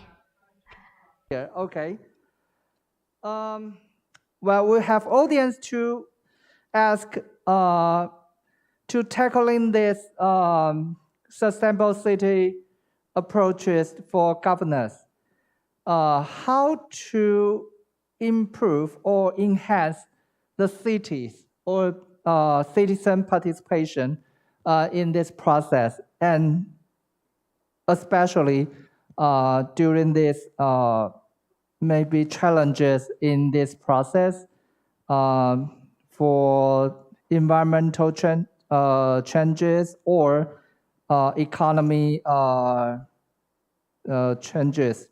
Okay, so and any speakers would like to answer these questions? Okay. Yeah, Belt, yes. Yeah, I think involvement of citizens is really key, Yes. whatever we're talking about.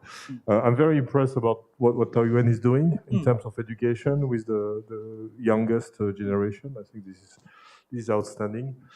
In our city, we have a long tradition of involving citizens. If you know a little bit about the French history, you may not know that actually the French Revolution started in Grenoble. So we know that we have to take care about citizens and about what they think about their future and so on. And in France, Grenoble has always been very pioneer about involving citizens for social and more recently environmental issues like SDGs, for example. And we have this this convention that has been initiated in 2005 as introduced and renewed 2 years ago, which is really at the heart about involving and making sure that all the decisions and the policies are driven by citizens. And I think this is really, again, the key aspect about how we can drive those evolutions and improve the quality of life of citizens in our city. Okay, thank you very much. I think in this process, citizen participation and support is very important.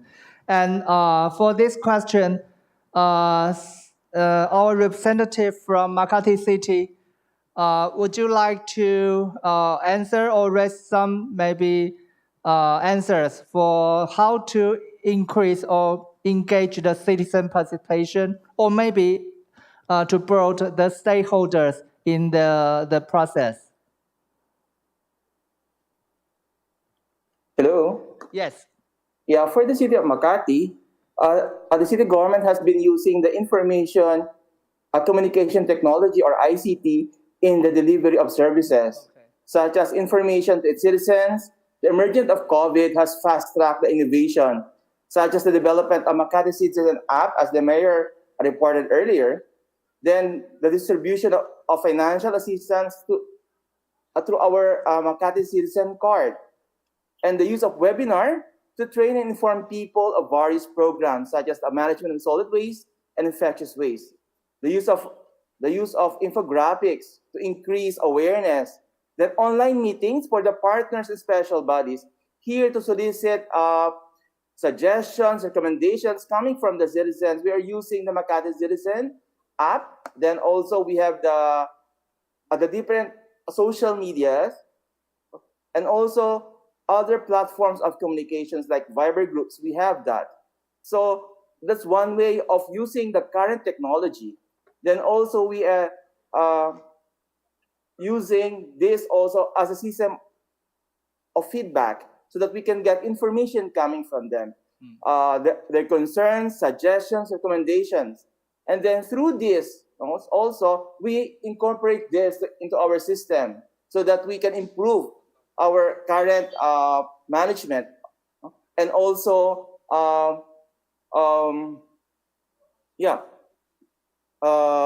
it's also incorporating our development process. That's I think that's it. Thank you very much. I think for your feedback is you using a very good ICT technology to improve the communication between the citizens and also your government, and that's both ways. So you can have feedback from the citizens, but also you provide some very good message delivered to your citizens, right? Yeah, thank you very much. Yep. Okay, so for this part, 这个部分吴主委。我想跟大家分享。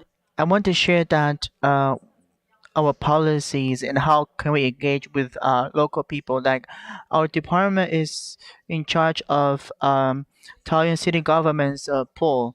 So we decided different questionnaires on our policies. So we probably will ask our citizens that do you like a road or library and borrowing books, and think this is connected with HDG. If people's gratification certification index lower, and then we need to find room for improvement and solutions to address that issues. I'm not sure if you have try to call 119 number. There's a citizens number in our city. So we also collect the data because we receive 20,000 phone call every day, and we analyze the content, and we come up with our weakness and how can we improve that. So we collect all the information and to find out our weakness and improve them. And we also will have a lot of news reports and to get feedback from citizens and suggestions and things we do wrong. So we use a lot of citizens use Facebook and Instagram talking about Taiwan government. So we also look through our social media to find rooms for improvement on our policies. So the more efficient way is to use qualitative data to address all the issues, and we want to compare that our ideology, if it is matched with citizens' expectation. So we also have this discussion with over policy with our citizens. So briefly, this is my what we do in Taoyuan government. So I think not only for the citizen engagement, but also I think for Mr. Belt, you mentioned about the PPP, or even Makati, you mentioned about that. So how to increase the incentive for the private sector or business sector or citizens to provide new solutions for our our city governors is very important. And for this part, for different speakers in your city or from your experience, how to increase this incentive and provide better solutions working with government? Maybe from, yeah. From my side, beyond incentives, I think what we can rely on in Grenoble is a strong legacy about open innovation, meaning a lot of cooperation, including citizens ID, as I mentioned, public and private research, and local government. And this has been in place for decades already. And as you know, so we are the French Silicon Valley, so we have a lot of technology. And the key thing is how we can use those technologies for the benefits of the city and the citizens. And this is really something which is maybe linked to the mountain. I mean, people are very in a crowded space, and people talk a lot together. And that legacy about open innovation is very strong. So when I mentioned about the battery campus, I mean, this is really the idea about how we develop, or how a company is developing that. And it's when they start from scratch, they start about, we can collaborate between companies, we can cooperate with the government for the people, and also with the research and universities. And that's very unique in France about how Grenoble is working very closely together to push forward those ideas. So this is very specific about, I think, our ecosystems.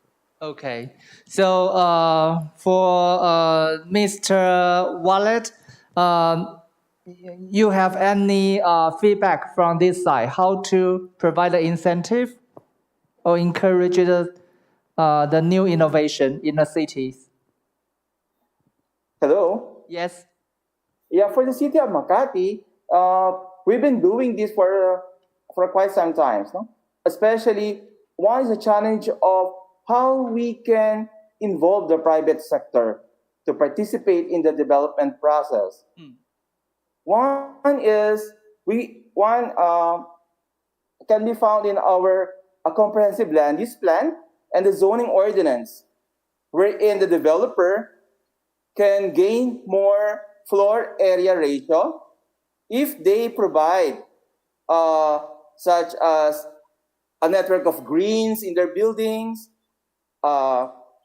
rooftop gardens, vertical gardens, if they can have a green building certificates as a means of making their building greens. They can secure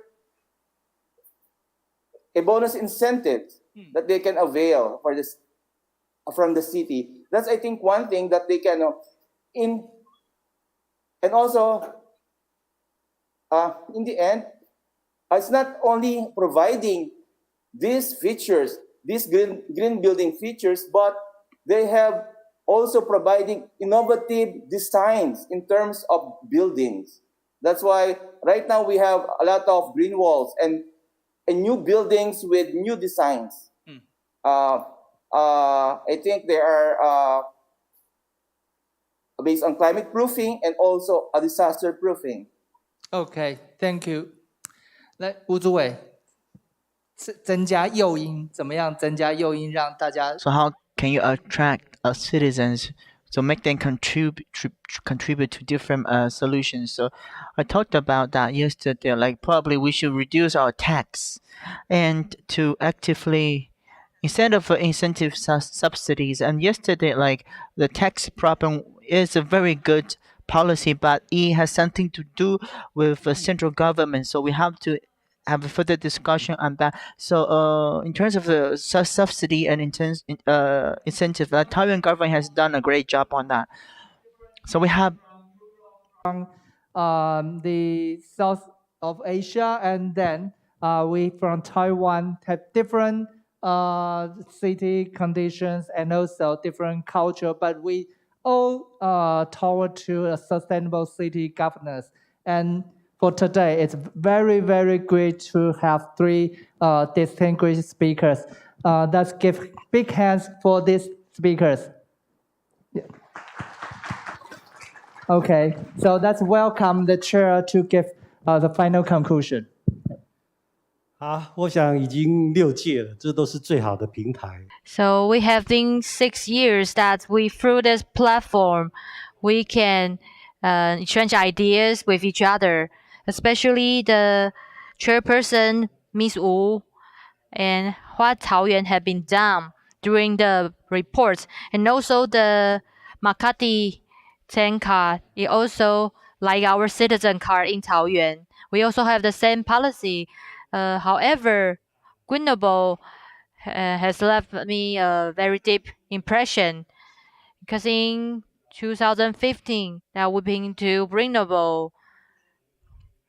During the energy development, they did a lot of effort, but we see a lot of innovative and technology and companies. And after the visits, so Taoyuan has invented a lot of innovative venture center, including different features and industries. And this year in May, we will visit Grenoble again. And after seeing that Grenoble push forward sustainable city, and other cities have been developed the renewable energy, and why in this level they can be done so completely into different household and factory. In this performance, I'm very impressive, and thank you once again for this platform. And the representatives from different cities give us so many suggestions, and we will learn a lot through this forum, and we will step forward and bring prosperous to Taoyuan City. I think we hopefully we provide a very good program today, and we see a lot of different country representatives here, and we hope to see you and also your cities for the next year. And we welcome all the delegations to come to Taiwan in the near future. Thank you very much. Thank you. Thank you for the camel and thank you for all the guests. Please gather in the middle of the stage. We are going to take a photo of this forum section. 我们现在请贵宾们站到舞台的中间，为今天的论坛留影。